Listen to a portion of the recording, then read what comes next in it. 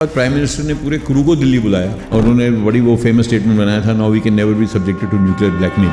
Nuclear powered submarine 6 देश operate करते हैं, US, Russia, China, France, UK और छठी कंट्री है इंडिया। ऐसा आज तक कभी नहीं हुआ है दुनिया में कि एक देश ने दूसरे देश को लीज पे न्यूक्लियर सबमरीन दी हो, never. Even US which is so close to UK and its other allies has never given it. तो आप सोचिए क्या डिस्ट्रक्टिव पावर है एक सबमरीन में, वो एक पूरी कंट्री को डिस्ट्रॉय कर सकती है मिनटों में। अगर किसी भी देश को अपनी न्यूक्लियर कैपेबिलिटी को क्रेडिबल बनाना तो उसको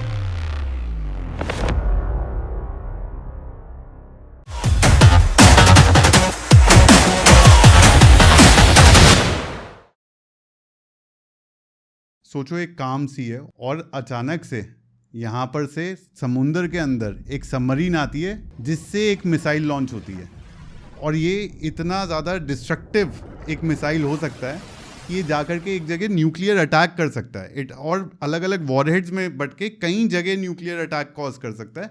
और ये सबमरीन समुद्र में कहाँ छुपी हुई है, vast oceans of the world में कहाँ छुपी हुई है, ये हमें समझ में ही नहीं आता, पता ही नहीं चलता। इसके ऊपर पूरा एक साइंस है।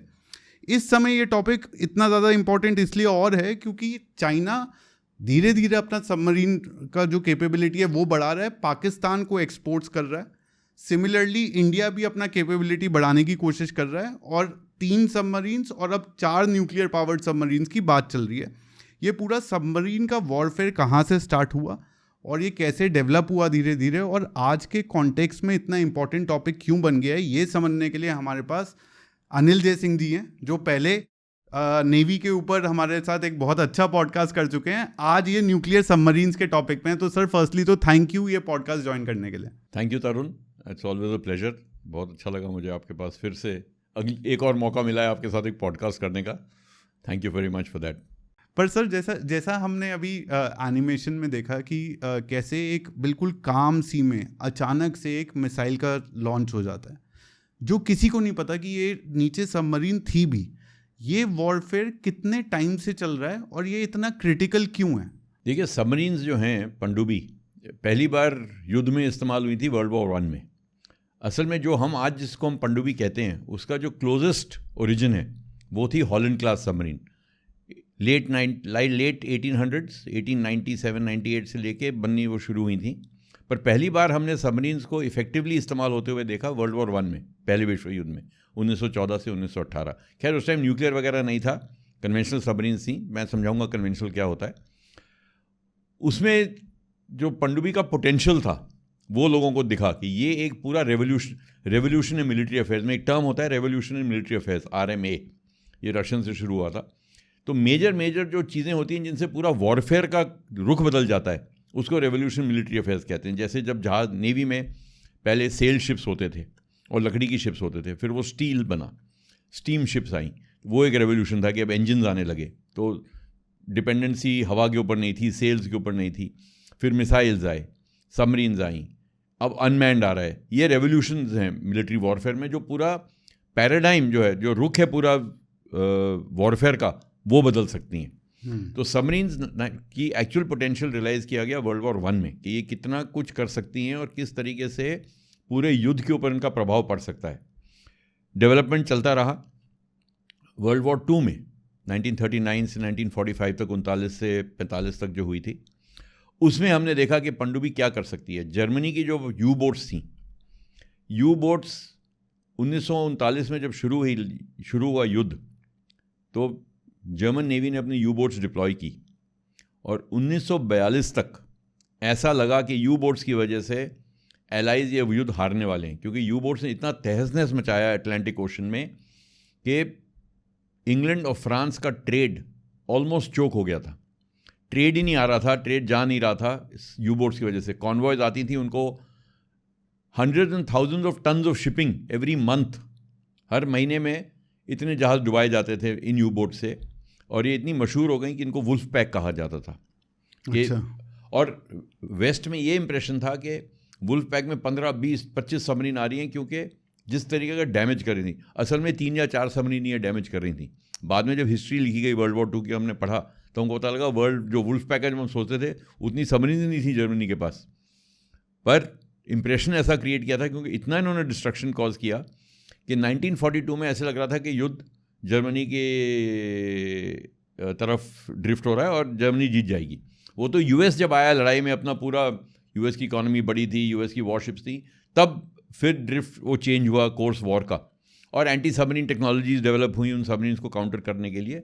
तब एलाइज़ की थोड़ा एयरक्राफ्ट कैरियर्स आए, वो सब आया, तो एलाइज़ को का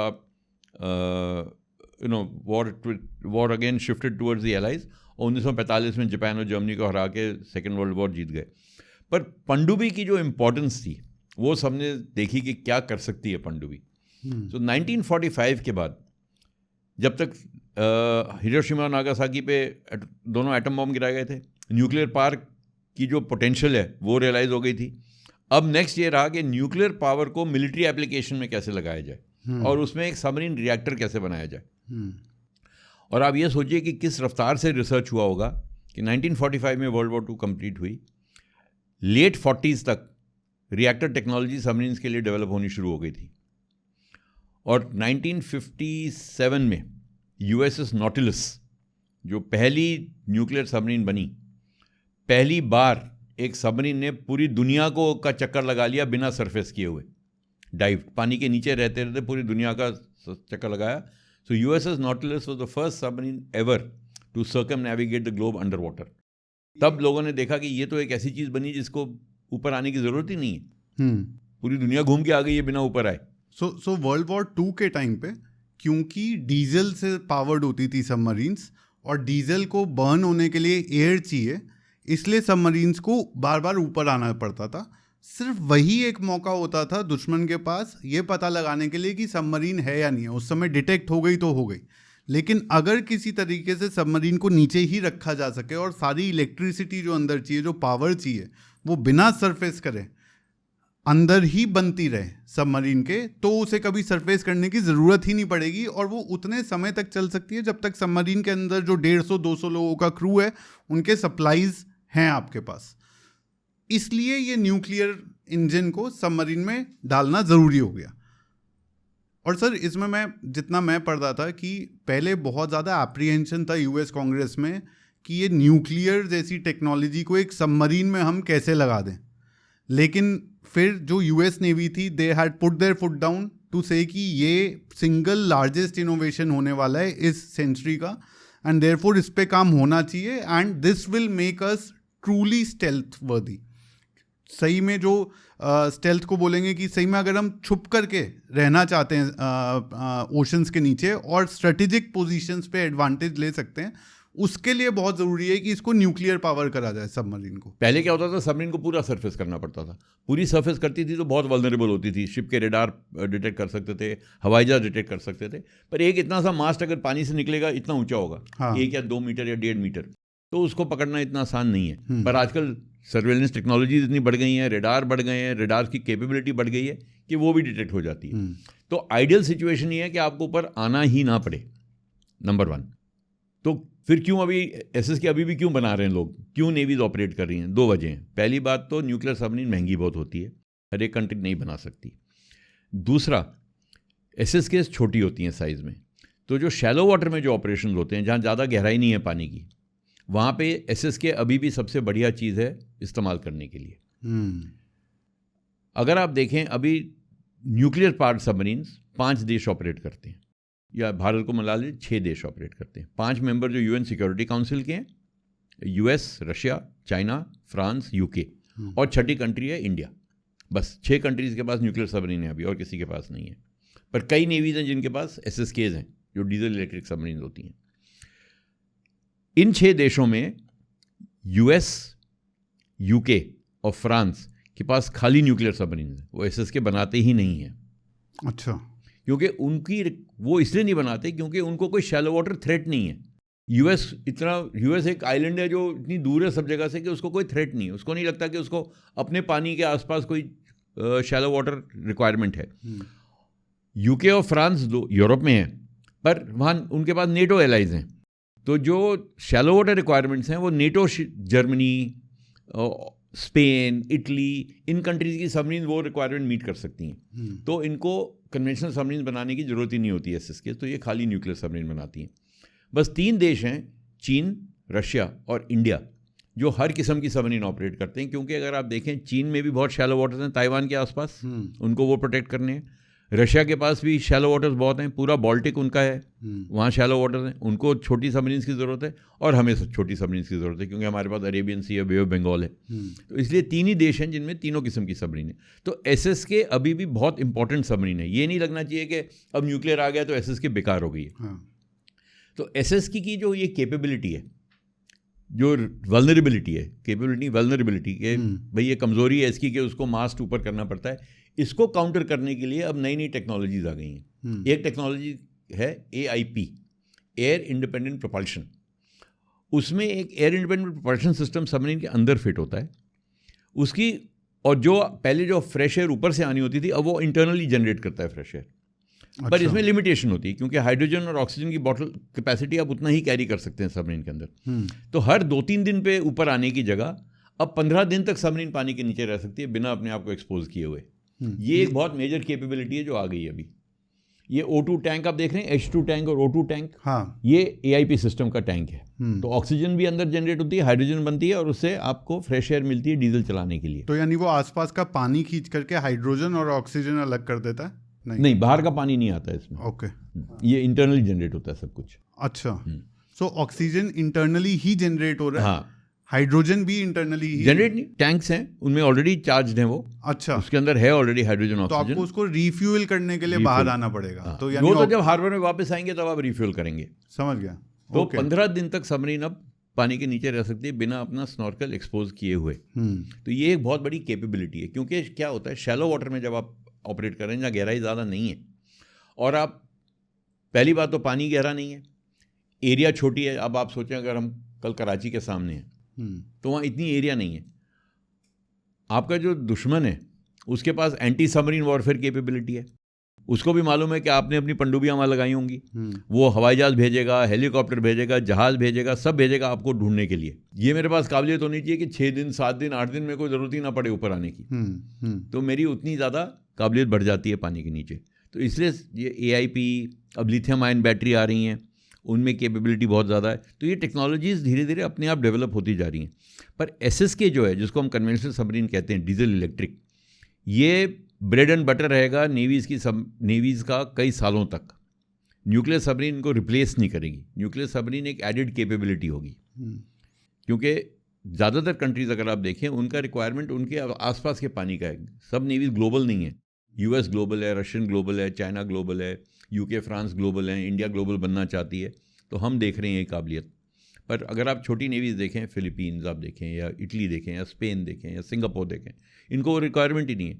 तो वो क्यों न्यूक्लियर सबमरीन में इतना पैसा खर्च करेंगे, और उस काबिलियत से उनको कितना फ़ायदा होगा। ये बात नहीं है कि सिंगापुर में टेक्नोलॉजी नहीं है, कल सिंगापुर चाहे तो उसके पास भी टेक्नोलॉजी है, वो बना सकती है न्यूक्लियर सबमरीन। पर कॉस्ट बेनिफिट एडवांटेज अगर आप देखें तो फ़ायदा होगा कि नहीं होगा वो देखते हैं। जैसे अगर 2-3 दिन से लेकर के 15 दिन तक की कैपेबिलिटी है, तो 15 दिन में एक सबमरीन कहाँ से कहाँ तक पहुँच सकती है? अगर विशाखापट्टनम से सबमरीन चलती है तो कितना एरिया तक पहुँच सकती है 15 दिन के टाइम में? तो सबमरीन जो है पनडुब्बी, उसकी काबिलियत इसमें नहीं देखी जाती कि कहाँ से कहाँ पहुँच सकती है वो। उसकी काबिलियत ये देखी जाती है कि कहाँ कितनी देर तक वो पेट्रोल कर सकती है। उसको एक एरिया दिया जाता है। तो 15 दिन में सबमरीन आराम से बॉम्बे से विशाखापट्टनम पहुंच सकती है। इनफैक्ट जब AIP सिस्टम पहली बार आया तो लोगों ने माना नहीं कि ऐसा कोई सिस्टम हो सकता है, और क्या सचमुच 15 दिन देगा कि नहीं पानी के नीचे। सबसे पहले स्वीडन ने डेवलप किया था 1989 में। स्वीडन की एक छोटी सबमरीन A26 सबमरीन में AIP फिट किया, और स्वीडन से अमेरिका तक वो सेल की अंडर वाटर, ये दिखाने के लिए कि 15 दिन में हम देखो रह सकते हैं पानी के नीचे। तो वो प्रूव किया कि AIP में काबिलियत है, AIP एयर इंडिपेंडेंट प्रोपल्शन में। पर इसकी काबिलियत ये नहीं कि एक जगह से दूसरी जगह सबमरीन कितनी जल्दी पहुंचती है। इसकी ये है कि टैक्टिकल एरिया में जहाँ युद्ध हो रहा है, या जो आपका मैरीटाइम बैटल स्पेस है, उसमें यह सबमरीन कितने दिन तक ऑपरेट कर सकती है बिना अपने आप को एक्सपोज किए हुए। और क्योंकि अगर एक्सपोज नहीं करेगी तो उसकी काबिलियत उतनी बढ़ती है, क्योंकि दुश्मन को पता नहीं वो है कहाँ। तो ये मेन एम है AIP का। तो ये तो रहा SSK, डीजल कन्वेंशनल सबमरीन। फिर आती है नेक्स्ट कैटेगरी SSN। ये है, इसको हम अटैक सबमरीन कहते हैं, न्यूक्लियर अटैक सबमरीन्स। इनमें जो प्रोपल्शन है वो न्यूक्लियर है, मतलब परमाणु शक्ति से चलाई जाती हैं, पर इसके जो वेपन्स हैं वो कन्वेंशनल होते हैं, वो न्यूक्लियर नहीं होते। ये अगर आप देखें तो आज SSN किसी भी नेवी का सबसे घातक प्लेटफॉर्म अगर है तो SSN है, क्योंकि न्यूक्लियर प्रोपल्शन है, स्पीड पे कोई लिमिटेशन नहीं है, इंड्योरेंस पे कोई लिमिटेशन नहीं है, एक्सेप्ट ह्यूमन, जैसे आपने कहा ह्यूमन इंड्योरेंस ही है बस 10 दिन 15 दिन 20 दिन 1 महीना 2 महीना 3 महीना वो उसी स्पीड पे चल सकती है, 20-25 नॉट मतलब 50 किलोमीटर। तो ये कब कहाँ ऑपरेट कर रही है किसी देश की SSN किसी को नहीं पता, क्योंकि एक दिन में ये 500 मील ऊपर नीचे जा सकती है। तो ये जो है आज सबसे पावरफुल वेपन जो किसी नेवी के आर्सनल में है वो है SSN। पर SSN अभी खाली 5 नेवीज़ के पास हैं, US, रशिया, UK, फ्रांस और चाइना। इंडिया के पास भी अभी SSN नहीं है। आपको याद होगा 1988 में हमने एक SSN लीज पे ली थी रशिया से, INS चक्रा, सीखने के लिए कि न्यूक्लियर सबमरीन ऑपरेट की कैसे जाती हैं, क्योंकि ये एक बहुत सोफिस्टिकेटेड टेक्नोलॉजी है।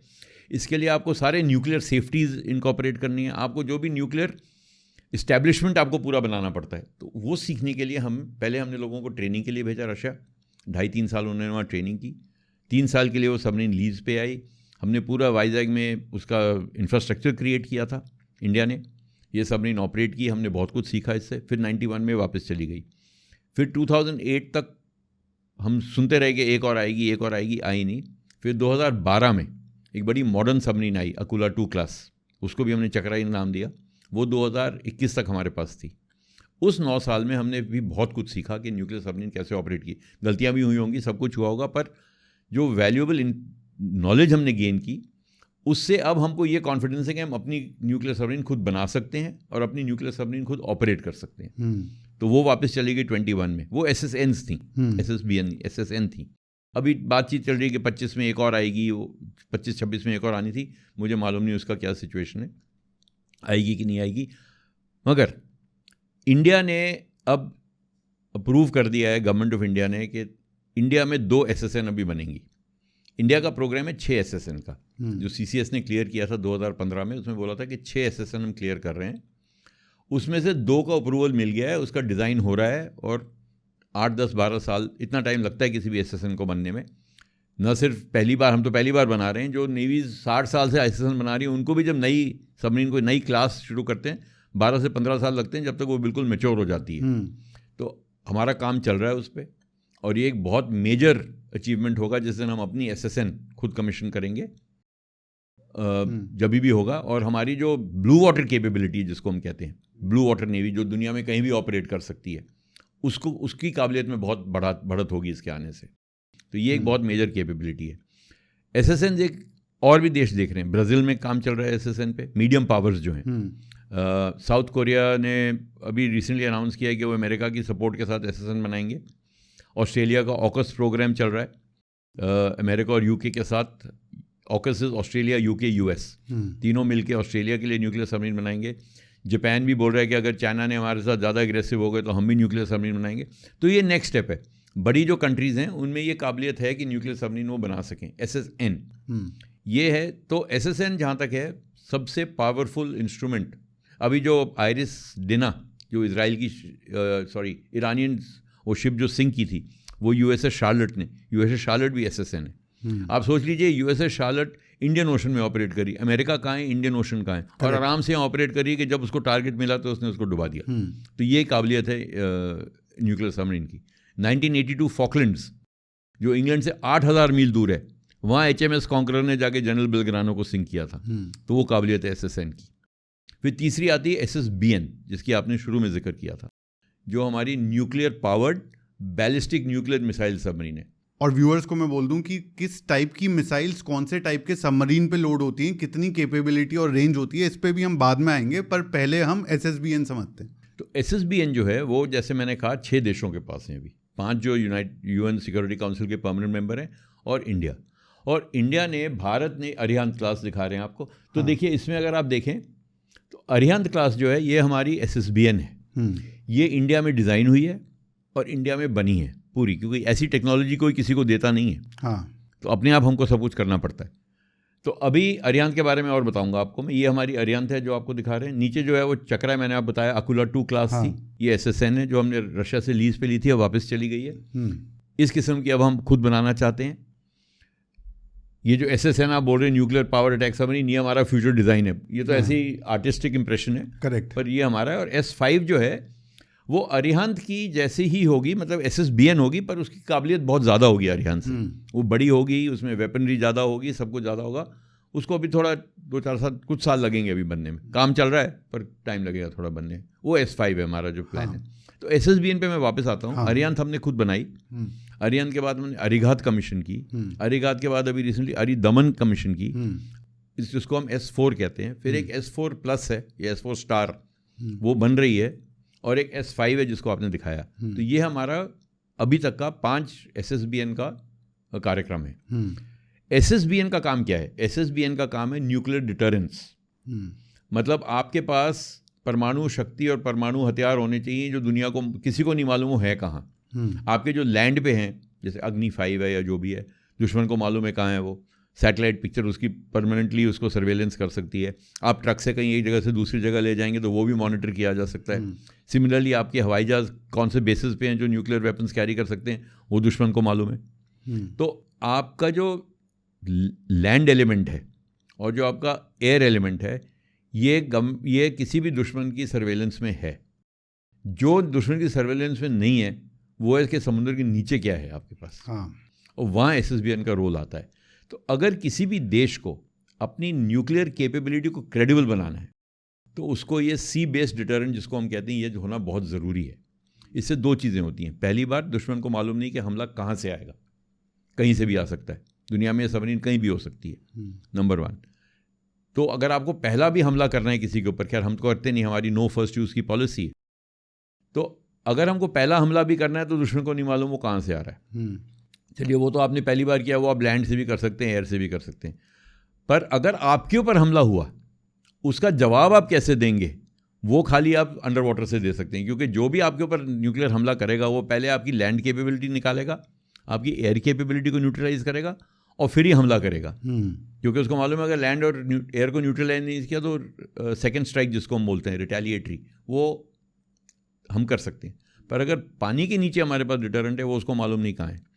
इसलिए सबसे इफ़ेक्टिव डिटरेंट कैपेबिलिटी कि दुश्मन ना कुछ करे, क्योंकि आपके पास क्या काबिलियत है उसके डर से दुश्मन को हिम्मत नहीं हो कुछ करने की, वो आपको पनडुब्बी से मिलती है, जो SSBN जिसको हम कहते हैं। SSN और SSBN में मेन फ़र्क ये हो गया, यानी कि SSN न्यूक्लियर अटैक कैपेबिलिटी नहीं रखती है, न्यूक्लियर प्रोपेल्ड होती है, और SSBN न्यूक्लियर प्रोपेल्ड भी है और न्यूक्लियर अटैक करने की भी कैपेबिलिटी रखती है। न्यूक्लियर वेपन्स होते हैं उस पर। इसलिए SSBN को हम स्ट्रेटेजिक प्लेटफॉर्म कहते हैं। वो नॉर्मल वॉरफेयर में पार्ट नहीं लेगी, वो स्ट्रेटेजिक प्लेटफॉर्म है। उसका काम है पूरे टाइम डिप्लॉयड रहना, ये देखने के लिए कहीं कोई खतरा तो नहीं हो रहा। न्यूक्लियर डिटरेंट UK में तो अपनी SSBN को बोलते ही डिटरेंट है, वो बात ही उसकी डिटरेंट करते हैं। कोई बोलता नहीं सबमरीन, बोलते हैं डिटरेंट, क्योंकि उसका काम ये है कि दूसरे आदमी को हिम्मत ना हो आपके ऊपर हमला करने की। जब तक आपके पास ये काबिलियत नहीं है, दूसरा आदमी के पास ये कॉन्फिडेंस है कि भाई इनके पास तो, इनको तो हम न्यूक्लियर अटैक कर सकते हैं इनके ऊपर।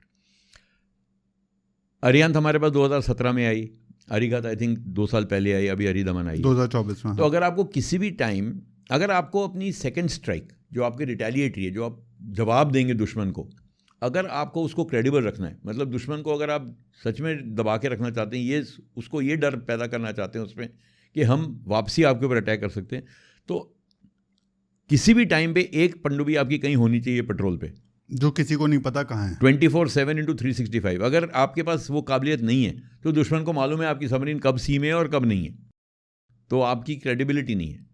उसके लिए आपको 3 से 4 SSBN की कम से कम ज़रूरत होती है। तो अगर आप देखें अभी भी जो दुनिया में है, US ग्लोबल पावर है, उसके पास 11-12 SSBN है। रशिया भी ग्लोबल पावर है, उसके पास भी 7-8 जितनी भी हैं। चीन ग्लोबल पावर बनना चाहता है, अभी उसके पास 6 हैं, वो और भी बढ़ाना चाहता है। पर अगर आप UK और फ्रांस को देखें, UK और फ्रांस ने पिछले 60 साल से हमेशा 4 SSBN रखे हैं, और पिछले 60 साल से ऐसा एक दिन नहीं निकला है जिसमें उनकी एक सबमरीन सी में नहीं हो, कहीं पेट्रोल पे। इसको कंटिन्यूस एट सी डिटरेंस बोलते हैं, CASD, मतलब कंटिन्यूस, पूरे टाइम एक पनडुब्बी डिटरेंस पे रहती है। तो इसका मतलब अगर आपको सस्टेन्ड डिटरेंस रखनी है तो आपके पास कम से कम 4 SSBN होने चाहिए। तो हमारी जब ये तो अरिदमन के आने से हमारी कंटिन्यूस सी डिटरेंस बनी है, पर चौथी जब आएगी उसके बाद हमारी बिल्कुल इम्प्रेग्नेबल होगी। मतलब फिर दुश्मन को असली नहीं पता होगा कि कौन सी सबमरीन है, कहाँ है, कब है, पर है कुछ बाहर सी में। और 4 इसलिए क्योंकि एक आपकी कभी ना कभी कुछ खराबी है तो एक तो आप रखिए रिफिट में, मॉडर्नाइजेशन जो भी है, हाँ, एक आ रही है, हाँ, एक जा रही है, एक पेट्रोल पे है, लॉजिकली ऐसे, मतलब बहुत ब्रॉड टर्म में यूज़ कर रहा हूँ, पर हाँ, मतलब ये है कि 4 होनी चाहिए, एक को पेट्रोल पे रखने के लिए। और ये जब ये पेट्रोल में पानी के नीचे रहती हैं और कहीं कहीं महीनों तक किसी को नहीं पता होता कि कहाँ पर है और किस तरह के ऑपरेशंस कर रही है, ये चीज़ अपने आप में कोल्ड वॉर एरा में बहुत बार प्ले आउट करी और बहुत इंटरेस्टिंग कई किस्से इसके जो हैं डॉक्यूमेंट हुए। तो एक बार वापस से मैं आपको कोल्ड वॉर एरा पे ले जाऊंगा, अब जब हमें एक कॉन्टेक्स्ट मिल गया कि सबमरीन्स कैसे ऑपरेट करती हैं। तो देखिए, कोल्ड वॉर में पहले अमेरिका ने डेवलप की SSN, फिर अमेरिका ने डेवलप की SSBN। वॉर्सो पैक्ट, रशिया का कंपटीशन चल रहा था। कुछ ही साल बाद रशिया ने अपनी न्यूक्लियर सबमरीन डेवलप की, गोल्फ क्लास से शुरू किया, फिर अपनी SSBN बनाई। तो पूरी जो कोल्ड वॉर 40-45 साल रही, जिसमें कई बार ऐसे मौके आए लग रहा था कि न्यूक्लियर वॉर हो जाएगी दोनों के बीच में, अगर किसी चीज़ से रुकी रही वो थी दोनों की सबमरीन कैपेबिलिटी, क्योंकि दोनों को मालूम था कि दूसरे के पास कैपेबिलिटी है, मेरे ऊपर हमला कहीं से भी हो सकता है। इसीलिए उसको हमेशा से डिटरेंट कहते हैं, क्योंकि अगर किसी वजह से अगर दुनिया आज ठीक ठाक है तो ये इसलिए है क्योंकि दोनों के पास SSBN थे, दोनों के पास SSN थे।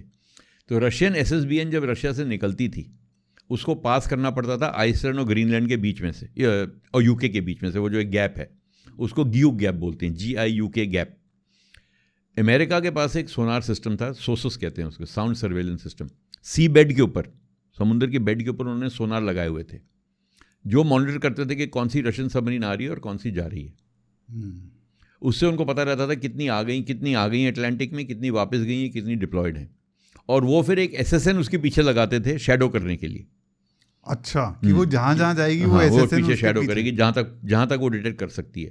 तो ये जो कैट एंड माउस गेम है ये 40 साल चला दोनों नेवीज़ के, दोनों कंट्रीज़ के बीच में, और इसकी वजह से जो परमाणु हथियार है कभी इस्तेमाल नहीं हुए।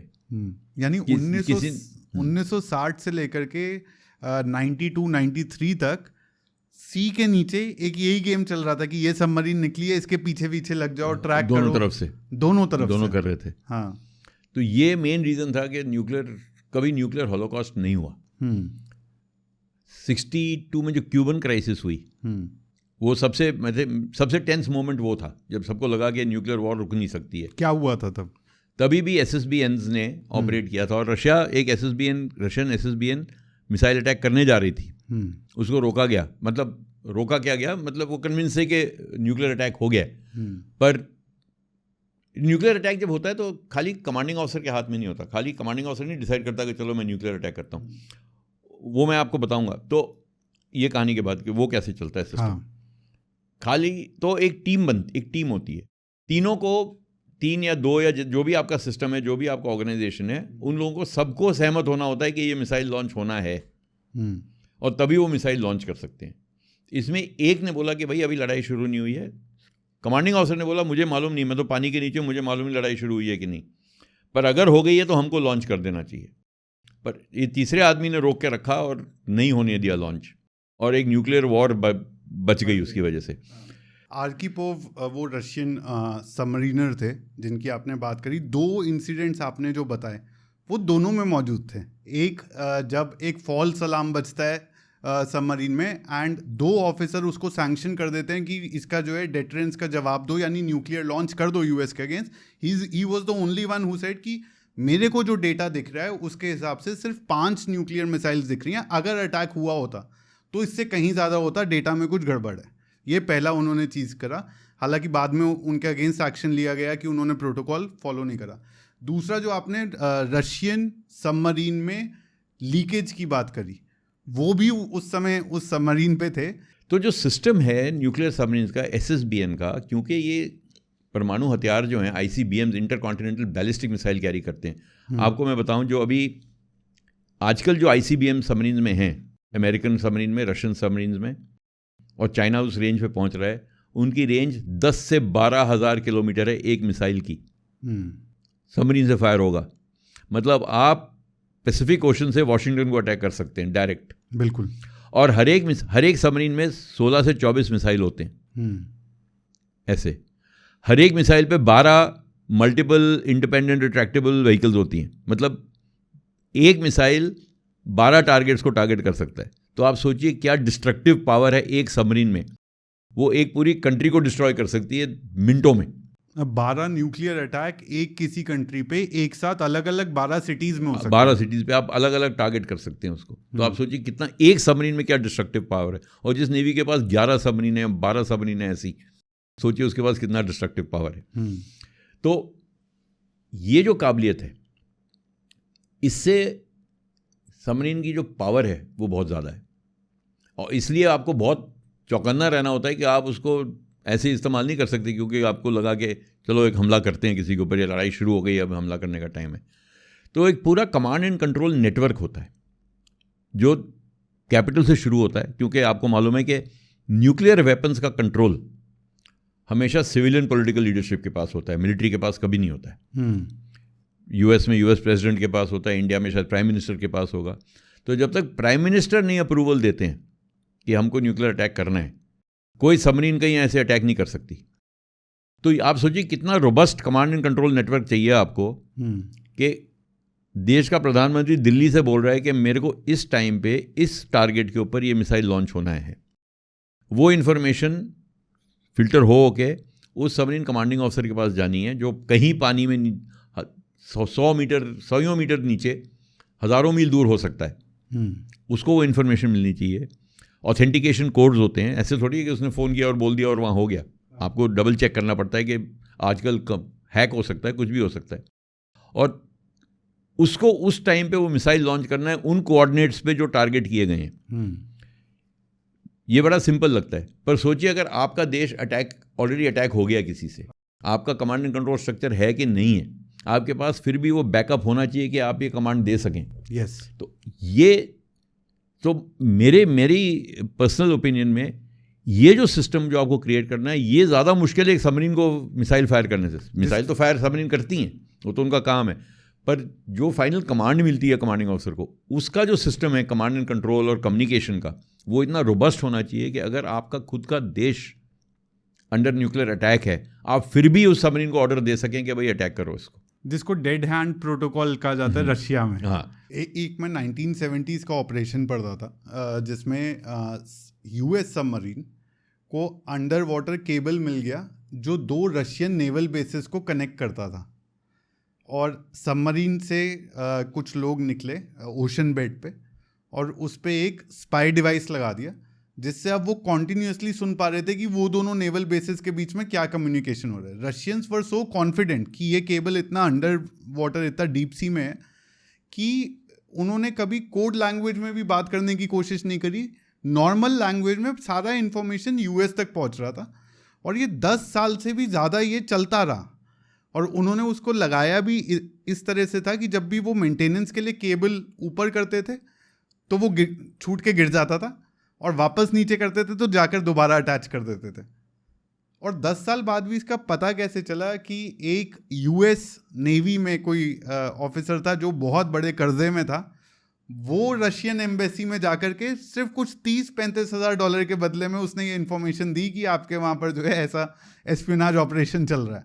So that is the power of submarine espionage and warfare.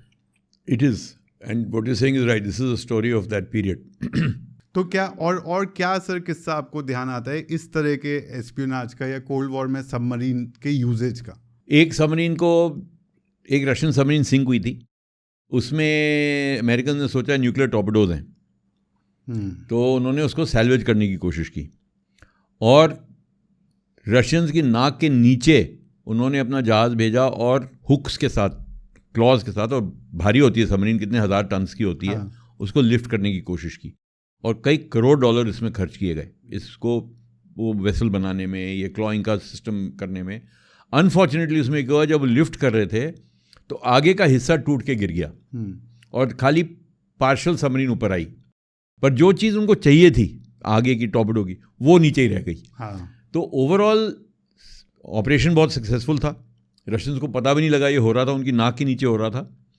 पर जो अमेरिकन को जो इन्फॉर्मेशन चाहिए थी जिसकी वजह से पूरा माउंट किया गया, वो पूरी तरह से उन्हें मिली नहीं। इसकी वजह से बहुत पैसा खर्च किया गया था इस ऑपरेशन में। और मीडिया को ये बताया गया था, इसमें मैं पढ़ रहा था इसके बारे में भी, मीडिया को ये बोला गया कि एक यूएस बिलियनेयर है जो ओशन बेड से मिनरल्स और मेटल्स को एक्सट्रैक्ट करने क्योंकि के लिए, वो शिप्स वहाँ सर्वे शिप्स घूम रही थी ऊपर, वो क्लॉज लोअर हो रहे थे, वो सब हो रहा था।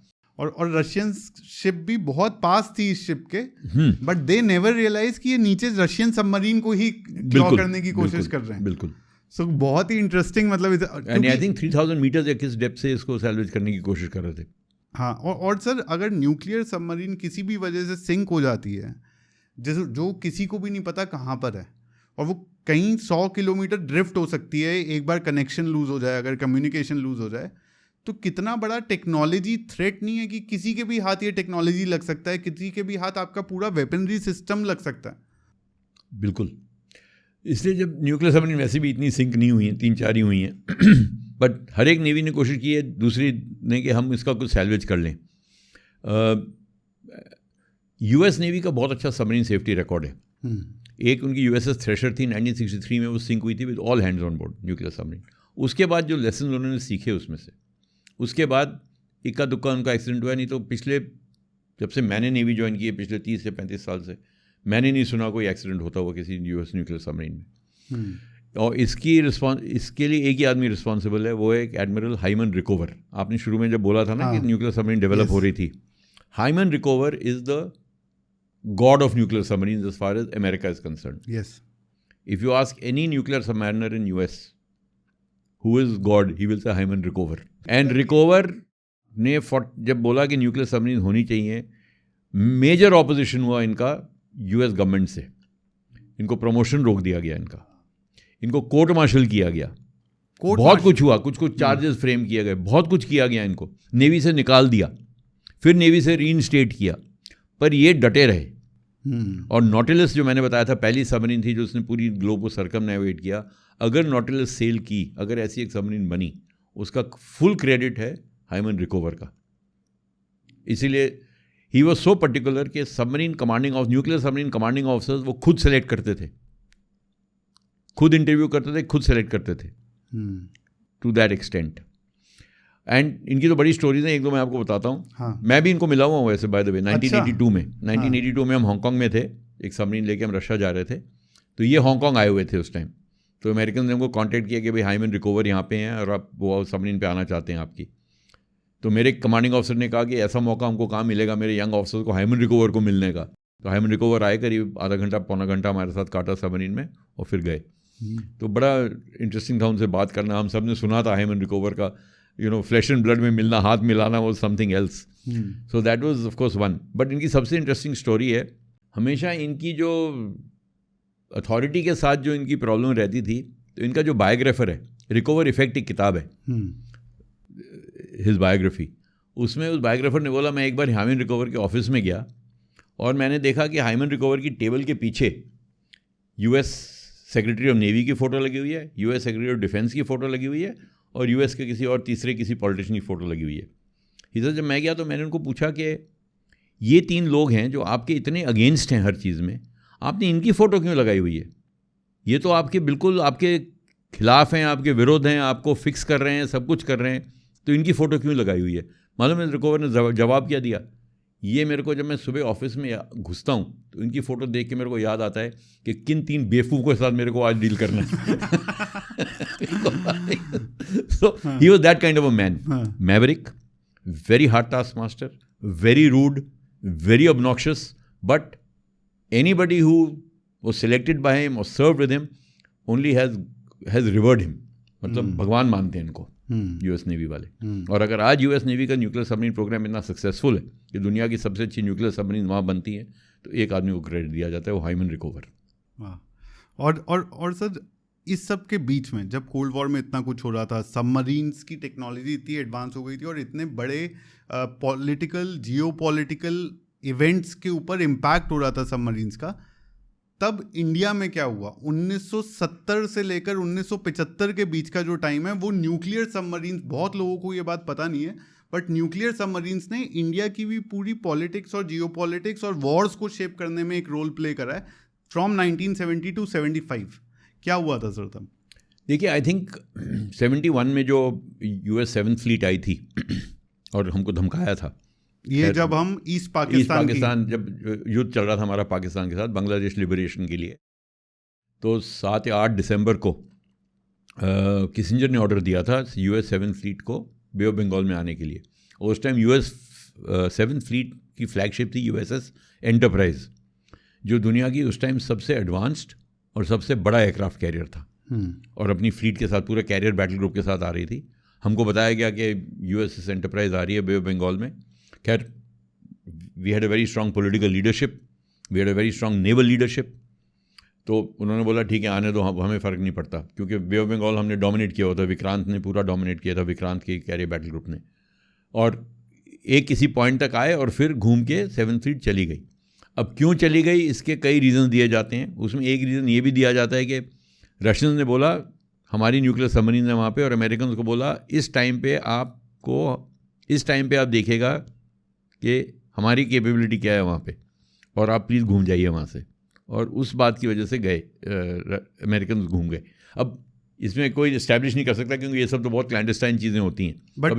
कभी डीक्लासिफाई होगा तो शायद पता लग जाए। बट ये भी एक बहुत बड़ी पावर है कि आपके न्यूक्लियर सबमरीन्स वहाँ पर हैं या नहीं हैं, लेकिन सिर्फ एक स्टेटमेंट देने भर से you can instil terror. Yes, by just saying कि हमारे, अगर आपको ये मालूम है कि इस देश के पास काबिलियत है, तो अब आप कैसे प्रूव करेंगे कि नहीं है, अगर वो बोलता है कि हैं। हाँ, बिल्कुल, ये बहुत ही एक स्ट्रॉन्ग पॉइंट है। तो उसके बाद आई थिंक, और 74 में हमने न्यूक्लियर ब्लास्ट किया। न्यूक्लियर रिएक्टर पे काम शुरू हो चुका था जब तक सिविल, मतलब navy was not involve, but government was working on making reactors, different kinds of reactors. उसमें सबमरीन रिएक्टर का भी प्रोग्राम था। ये होमी बाबा के टाइम से शुरू हो गया था। उन्होंने सजेस्ट किया था कि हमको बनाना चाहिए, दो हमारा nuclear program was civil purposes. तो धीरे धीरे वो काम तो चल ही रहा था। इन चीज़ों में टाइम लगता है, क्योंकि देखिए ज़मीन के ऊपर एक रिएक्टर रखना, जैसे तारापुर या कोई है, वो अलग बात है। यहाँ आपको एक मिनिएचराइज रिएक्टर बनाना है, पहली बात तो। सबमरीन के अंदर जाना है, सबमरीन पानी के नीचे रहती है, 70-80 आदमी होते हैं। इसका मतलब इतना 100% सेफ और सिक्योर होना है उस रिएक्टर को कि कोई रिएक्टर एक्सीडेंट ना हो ऑन बोर्ड। कोई आपके पास आउटलेट नहीं है वहाँ, ये नहीं है कि आप हवा में छोड़ देंगे या कुछ कर देंगे, या जो कुछ होगा वो सबमरीन के अंदर ही होगा। और रिएक्टर एक्सीडेंट हो चुके हैं, रशियन सबमरीन में हो चुके हैं रिएक्टर एक्सीडेंट्स, जहाँ क्रू मर गया है, वो भी हो चुका है लीकेज, रेडिएशन लीकेज की वजह से। तो you have to be so sure कि जो आप रिएक्टर बना रहे हैं वो इतना फूल प्रूफ और सिक्योर हो कि इसके कोई डैमेज होने की या कुछ होने की संभावना ही ना हो। तो उस किस्म की टेक्नोलॉजी तक पहुंचना कोई आसान काम नहीं है। और ये टेक्नोलॉजी कोई आपको देगा नहीं, ना आपके साथ बांटेगा ये। अगर आप देखें चक्रा जब इंडिया को दी, ऐसा आज तक कभी नहीं हुआ है दुनिया में कि एक देश ने दूसरे देश को लीज पे न्यूक्लियर सबमरीन दी हो। Never. Even US, which is so close to UK and its other allies, has never given it. Now they are talking about giving a Virginia class to Australia on lease. Yes. But till today it had never happened. ये पूरी दुनिया में पहली बार था कि nuclear submarine की lease की गई, एक देश ने दूसरे देश को न्यूक्लियर सबमरीन लीज पे दी। क्योंकि हमारी सोवियट्स के साथ बहुत तगड़ी फ्रेंडशिप थी। उस टाइम सोवियत यूनियन था, रशिया नहीं था, और वो बहुत ही डीप रिलेशनशिप थी। तो ये एक बड़ा मेजर फैक्टर है, जो ध्यान में रखने वाली बात है ये।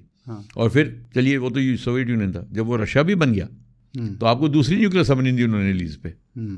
तब तक भी किसी और ने किसी और को नहीं दी थी, आज तक नहीं दी है। बिल्कुल। तो ये एक बहुत महत्वपूर्ण बात है, ये जो रिलेशनशिप हमने इस्टेब्लिश की, जिससे हमने सीखा कि ये जो कॉम्प्लेक्स प्लेटफॉर्म्स हैं इनको कैसे चलाते हैं। पर रिएक्टर टेक्नोलॉजी तो हमको अपनी डेवलप करनी पड़ी, सबमरीन डिज़ाइन हमको अपना करना पड़ा।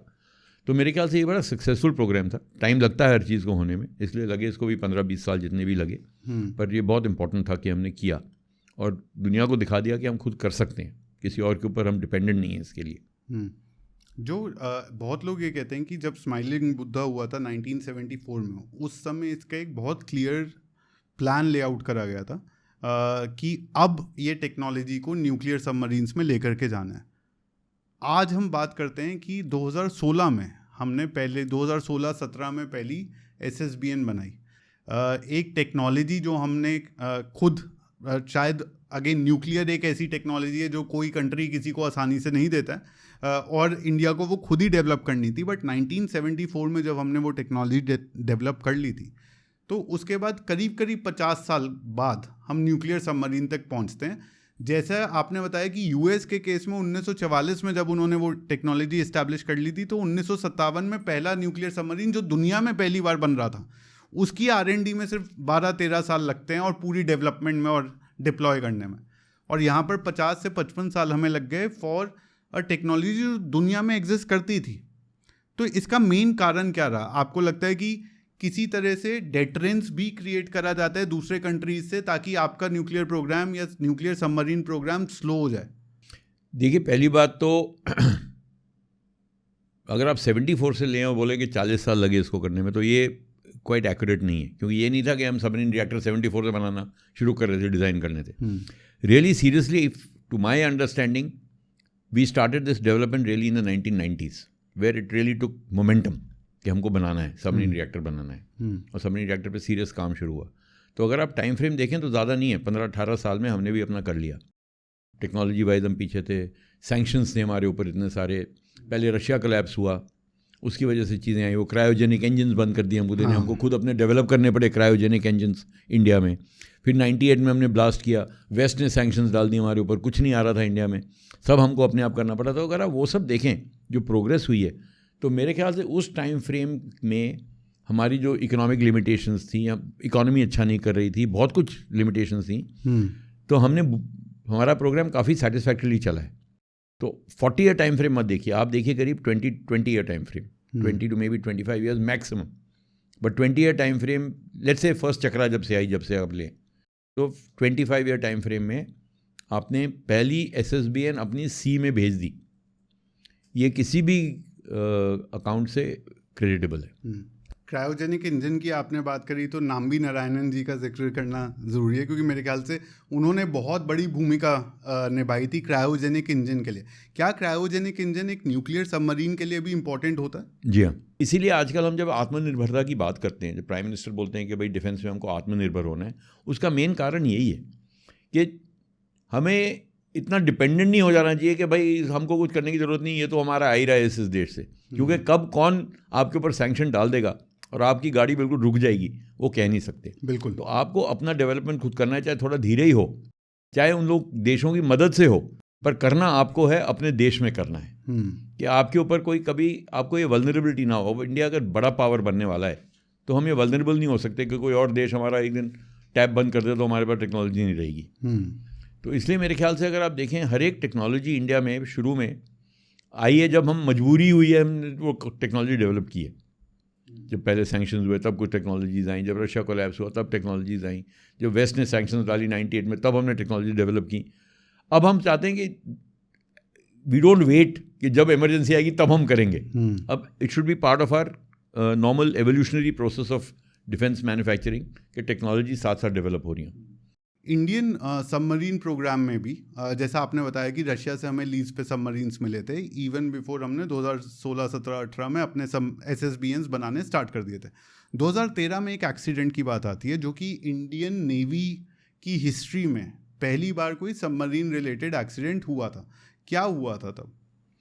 देखिए, INS सिंधु रक्षक एक किलो क्लास सबमरीन थी हमारी, 877 EKM जिसको हम कहते हैं। हमारा 10 हैं, ऐसी 10 थी, अब 2 डिकमीशन हो गई, एक हमने लीज पर बर्मा को दी है और एक सिंधु रक्षक हमने लूज किया, तो 6-7 बची हैं हमारे पास।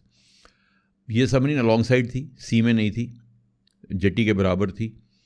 इसके अंदर कुछ टॉर्पेडो वगैरह पे काम हो रहा था या बैटरी चार्जिंग हो रही थी, सेल करने वाली थी एक आध दिन में आगे जाके, और रात को एकदम एक्सप्लोजन हुआ है इस पर। हमको तो अगले दिन पता लगा और 22-23 लोगों की डेथ हुई इसमें, और वहीं के वहीं वो अलॉन्ग साइड ही डूब गई जितना पानी था वहाँ पे।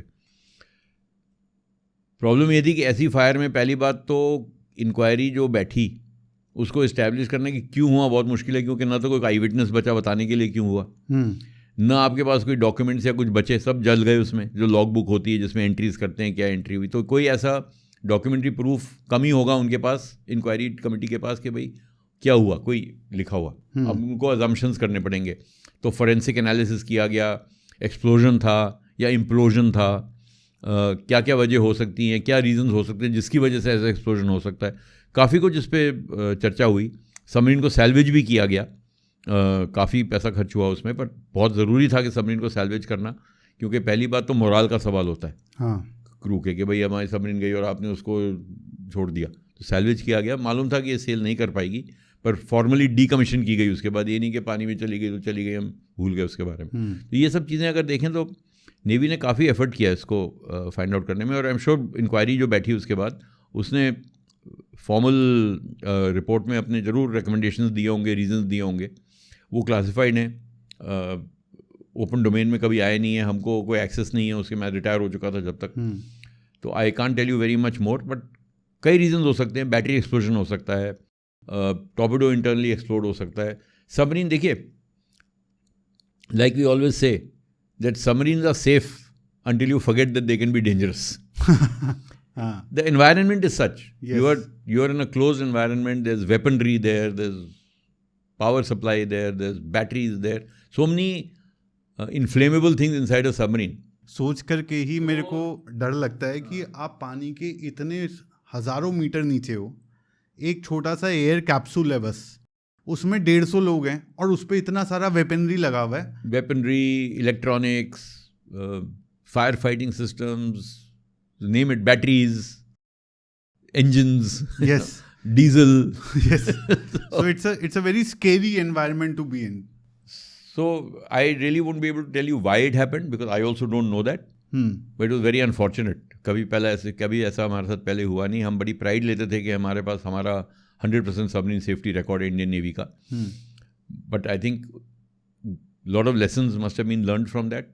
जो भी इंक्वायरी ने जो भी फाइंड आउट किया और उसके बाद उसको इनकॉर्पोरेट किया होगा हमारे जो प्रोसीजर्स हैं और प्रोटोकॉल्स हैं उनमें, और आई होप ऐसा कभी ना हो, फिर कभी ऐसा नहीं होना चाहिए। सर, इंडियन न्यूक्लियर सबमरीन्स और Indian nuclear powered navy operations की जब बात होती है तो 2-3 चीज़ों को बहुत इंपॉर्टेंस दी गई है। एक है अंडमान एंड निकोबार आइलैंड्स और दूसरा है बे ऑफ बंगाल।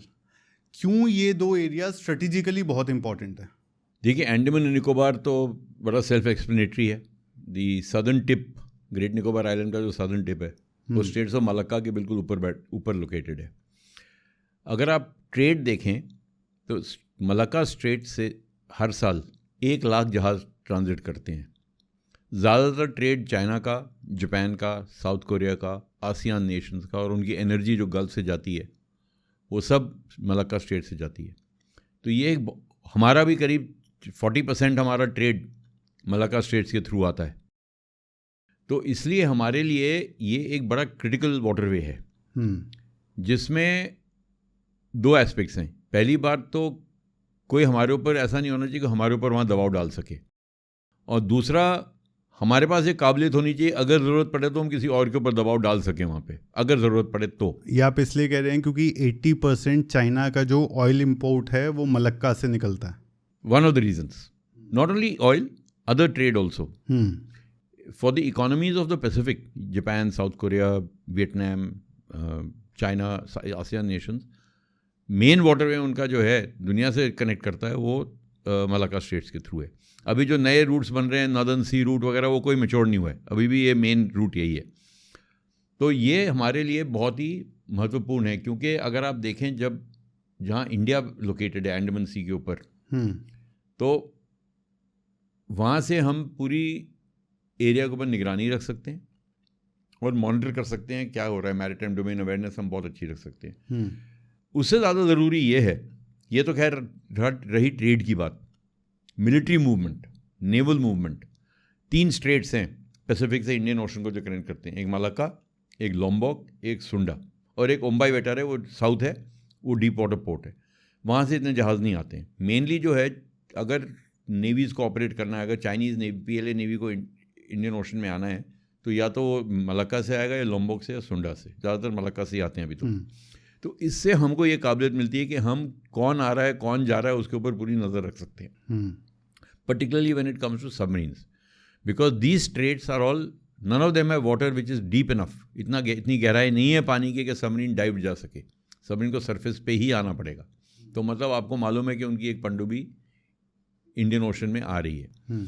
इंडियन ओशन में इंडिया अभी भी सबसे इम्पॉर्टेंट पावर है, सबसे बड़ा इंडियन ओशन पावर है. सो ये सर जो अंडमान सी इसमें दिख रहा है, ये जो उसके पास जो आइलैंड्स दिख रहे हैं, यहाँ पर ये सबसे नीचे वाला जो आइलैंड है ये ग्रेट निकोबार, ये ग्रेट निकोबार आइलैंड है.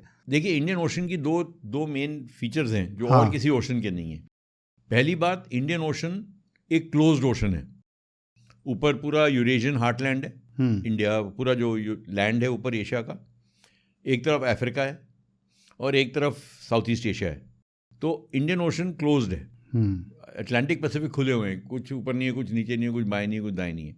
एक वो फीचर बहुत इंपॉर्टेंट है, क्योंकि उससे रीजनल आपकी जो रीजनल जियोपॉलिटिक्स है वो शेप होती है, और बीच में स्ट्रेटेजिकली लोकेटेड आइलैंड्स हैं. दूसरा, इंडियन ओशन ही एक ऐसा ओशन है जिसमें इंडियन ओशन या तो एंटर करना या इंडियन ओशन से बाहर निकलना आपको किसी न किसी एक चोक पॉइंट से जाना पड़ेगा. 5 इंपॉर्टेंट चोक पॉइंट्स हैं. स्ट्रेट ऑफ हॉर्मुज जो आजकल बहुत न्यूज़ में है, स्ट्रेट्स ऑफ मलक्का, एक है बाब एल मंदेब स्ट्रेट जो रेड सी और इंडियन ओशन को कनेक्ट करता है, एक है मैडागास्कर स्ट्रेट अगर जो नीचे अफ्रीका से जो सामान आ रहा है या लैटिन अमेरिका से आ रहा है उसको वहाँ से निकलना है, और एक है डोंड्रा हेड. डोंड्रा हेड स्ट्रेट नहीं है, बट डोंड्रा हेड एक ट्रैफिक सेपरेशन स्कीम है जो श्रीलंका के साउथ से जाती है. तो अगर आप इनकी ज्योग्राफिकल लोकेशन देखें तो एक ऐसे आता है हॉर्मुज, एक ऐसे आता है बाब एल मंदेब, ये डोंड्रा हेड है आपका, ये आपका मैडागास्कर स्ट्रेट है. तो जितने आप देखें ये सब ऐसे बने हैं या ऐसी इनकी लोकेशन है ज्योग्राफिकल के, ये एक जगह में आके अगर आप स्ट्रेट लाइन ड्रॉ करें तो एक जगह में आके कन्वर्ज होते हैं एक दूसरे के आसपास, जो कि ये इंडियन ओशन है. हाँ, इंडियन ओशन में हाँ, अगर आप देखें आप तो एक जगह पे जाके सारे कन्वर्ज होंगे. आप हॉर्मुज को सीधा लाइन खींचिए, आप किसी की भी खींचिए, हाँ, वो जहाँ कन्वर्ज होते हैं वो इंडिया के साउथ में है. तो India can keep an I on the complete movement across the globe, maritime movement across the entire Indian ocean. वो इंडिया की सबसे बड़ा एसेट है. That is why it is said India is blessed with a favourable maritime geography. It is the pivotal state in the Indian ocean. अगर आप Indian Ocean को उल्टा करें और तब इंडिया को देखें तो इंडियन ओशन में एक नोक निकलती है, वो इंडिया है. सदर्न टिप जो इंडिया का है वो 1000 माइल्स जट करता है इंडियन ओशन में. इस पूरी ओशियानिक स्पेस में इंडियन ओशन के एक ऐसा जट करता है वो इंडिया है. और अगर आप देखें ये सारे जितने आपके चोक पॉइंट्स हैं, जितने इंटरनेशनल सी लेन हैं, अगर ये इंडिया का टिप है, ये श्रीलंका है, ये डोंड्रा हेड है, ये यहाँ पे आके मिलते हैं. तो जितना ट्रेड यहाँ से फिर मलाक्का स्ट्रेट में जाता है वो सब यहाँ पे पहले कन्वर्ज होता है, फिर जाता है, फिर अंडमान सी के अंदर घुसता है 9 डिग्री चैनल से आगे जाता है, फिर मलाक्का स्ट्रेट में घुसता है. तो आप पूरी इसके ऊपर आप निगरानी रख सकते. तो ये चोक पॉइंट्स पे एक अलग पॉडकास्ट हम लोग करने वाले हैं. सो आप लोग प्लीज़ अपने क्वेश्चंस बताना उसके लिए. बे ऑफ बंगाल जो है अगर आप देखें तो बे ऑफ बंगाल अभी तक has been like an Indian lake. वहाँ पे कभी हमको कोई ऑपोजिशन नहीं मिला है. वहाँ कौन सी कंट्रीज है? थाईलैंड है, बर्मा है, बांग्लादेश है. 3 कंट्रीज हैं जो बे ऑफ बंगाल को बॉर्डर करती हैं, और इंडिया एक तरफ, और नीचे श्रीलंका है. अगर आप एक तरीके से देखें तो श्रीलंका आता है, पर नहीं, वो मेनली इंडियन ओशन हो जाता है.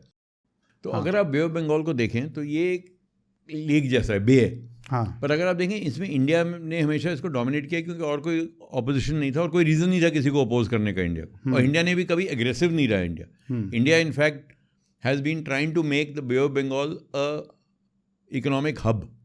अगर आप देखें बिम्स्टेक है एक multilateral organisation, that is Burma, India, Myanmar, Thailand, interconnectivity corridors.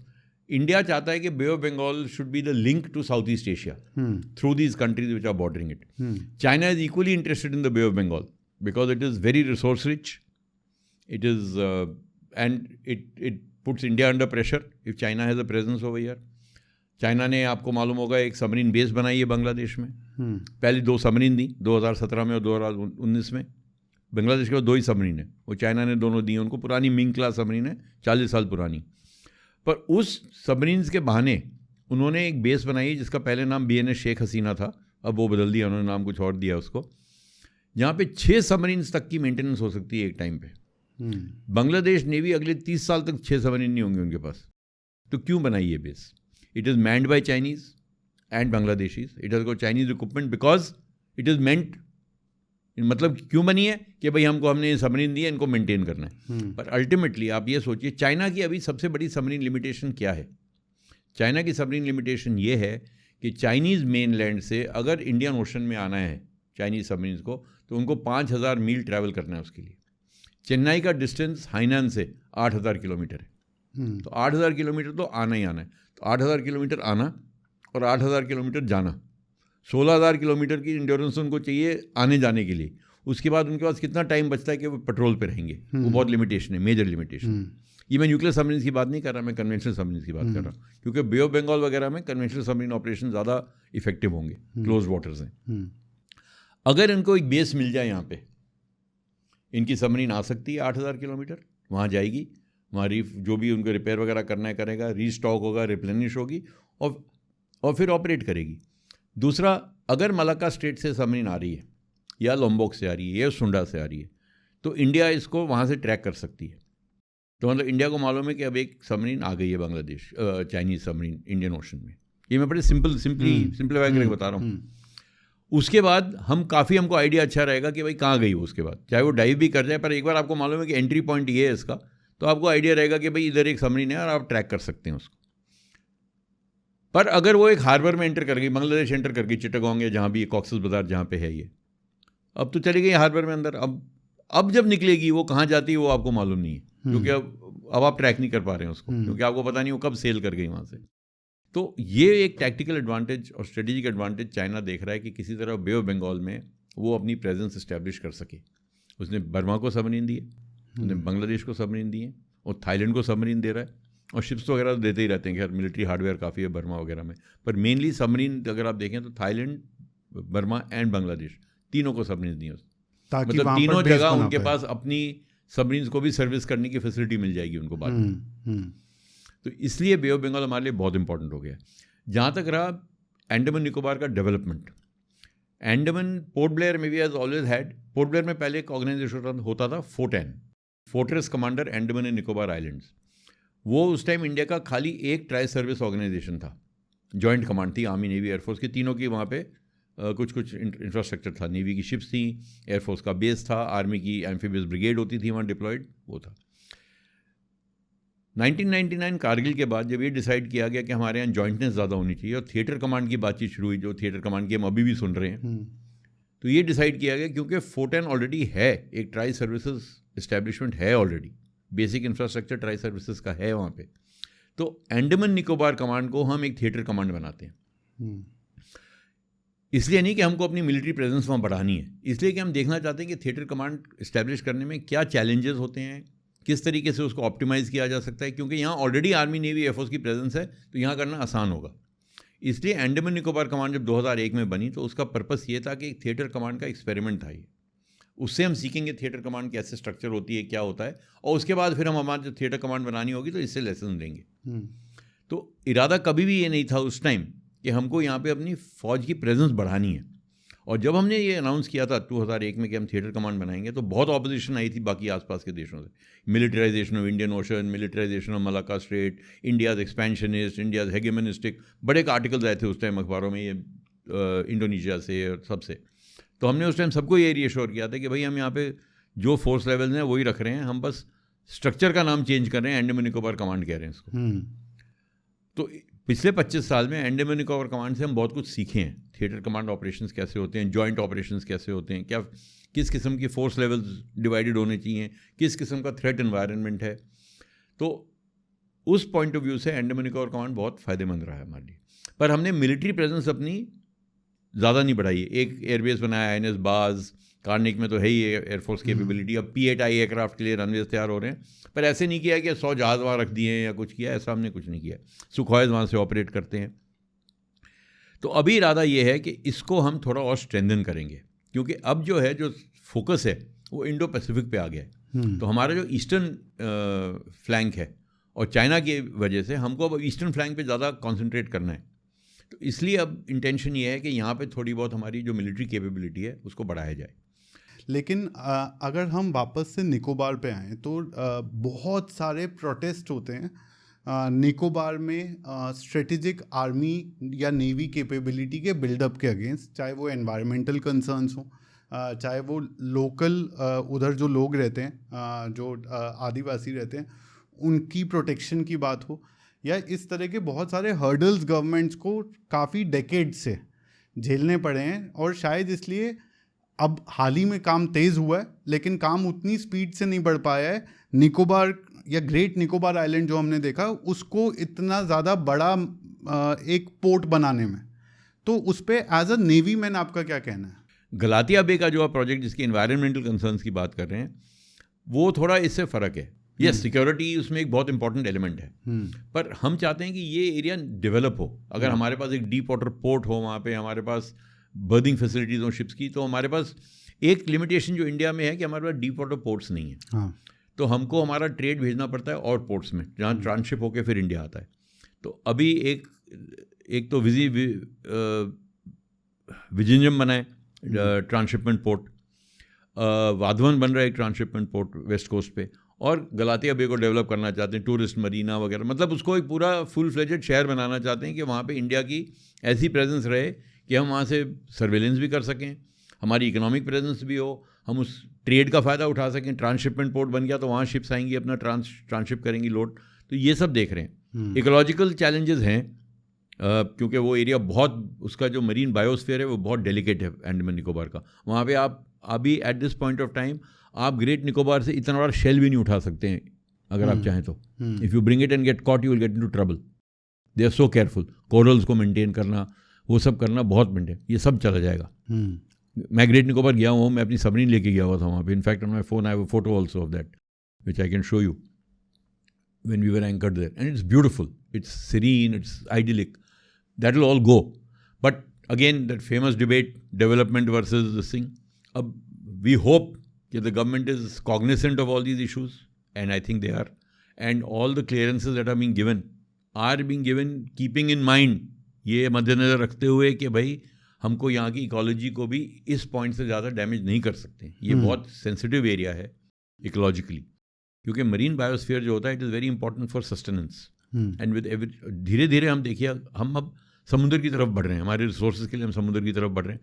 तो सस्टेनेबल डेवलपमेंट अगर हमको करना है तो इन सब चीज़ों का हमको बहुत ध्यान रखना पड़ेगा। तो उम्मीद ये है कि इन सब चीज़ों को ध्यान में लिया जा रहा है, और जो भी डेवलपमेंट प्लान हो रहा है वो डेवलपमेंट ज़रूरी है, उसमें कोई शक की बात नहीं है।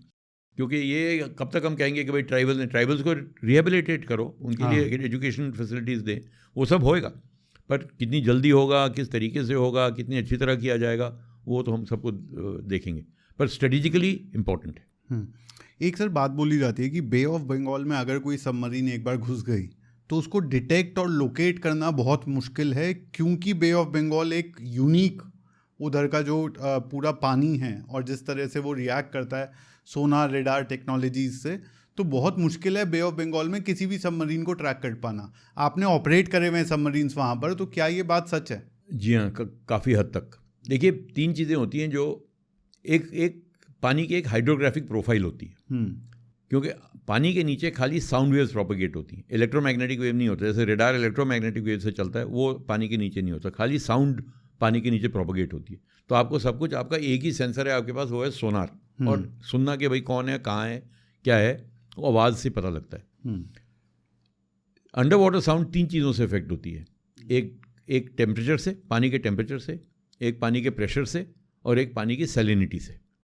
सैलिनिटी होती है जो सॉल्ट कंटेंट होता है पानी में।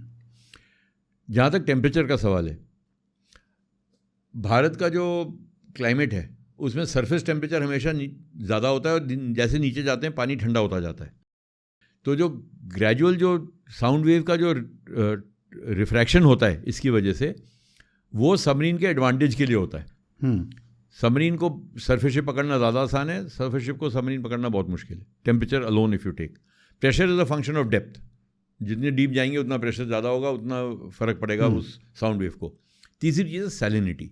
इसमें बे ऑफ बंगाल बाकी जगह से काफ़ी फ़र्क है, क्योंकि इतने रिवर्स बे ऑफ बंगाल में आते हैं, सबके, बर्मा, सबके, इंडिया, सब, कि वहाँ पे जब बरसात होती है या कोई साइक्लोनिक वेदर होता है या कुछ ऐसी चीज़ होती है, तो कई रिवर्स अपना पानी कंट्रीज अपना पानी सी के अंदर डाइवर्ट कर देती हैं, तो एकदम सैलिनिटी बदल जाती है, फ्रेश वाटर एलिमेंट ज़्यादा आ जाता है।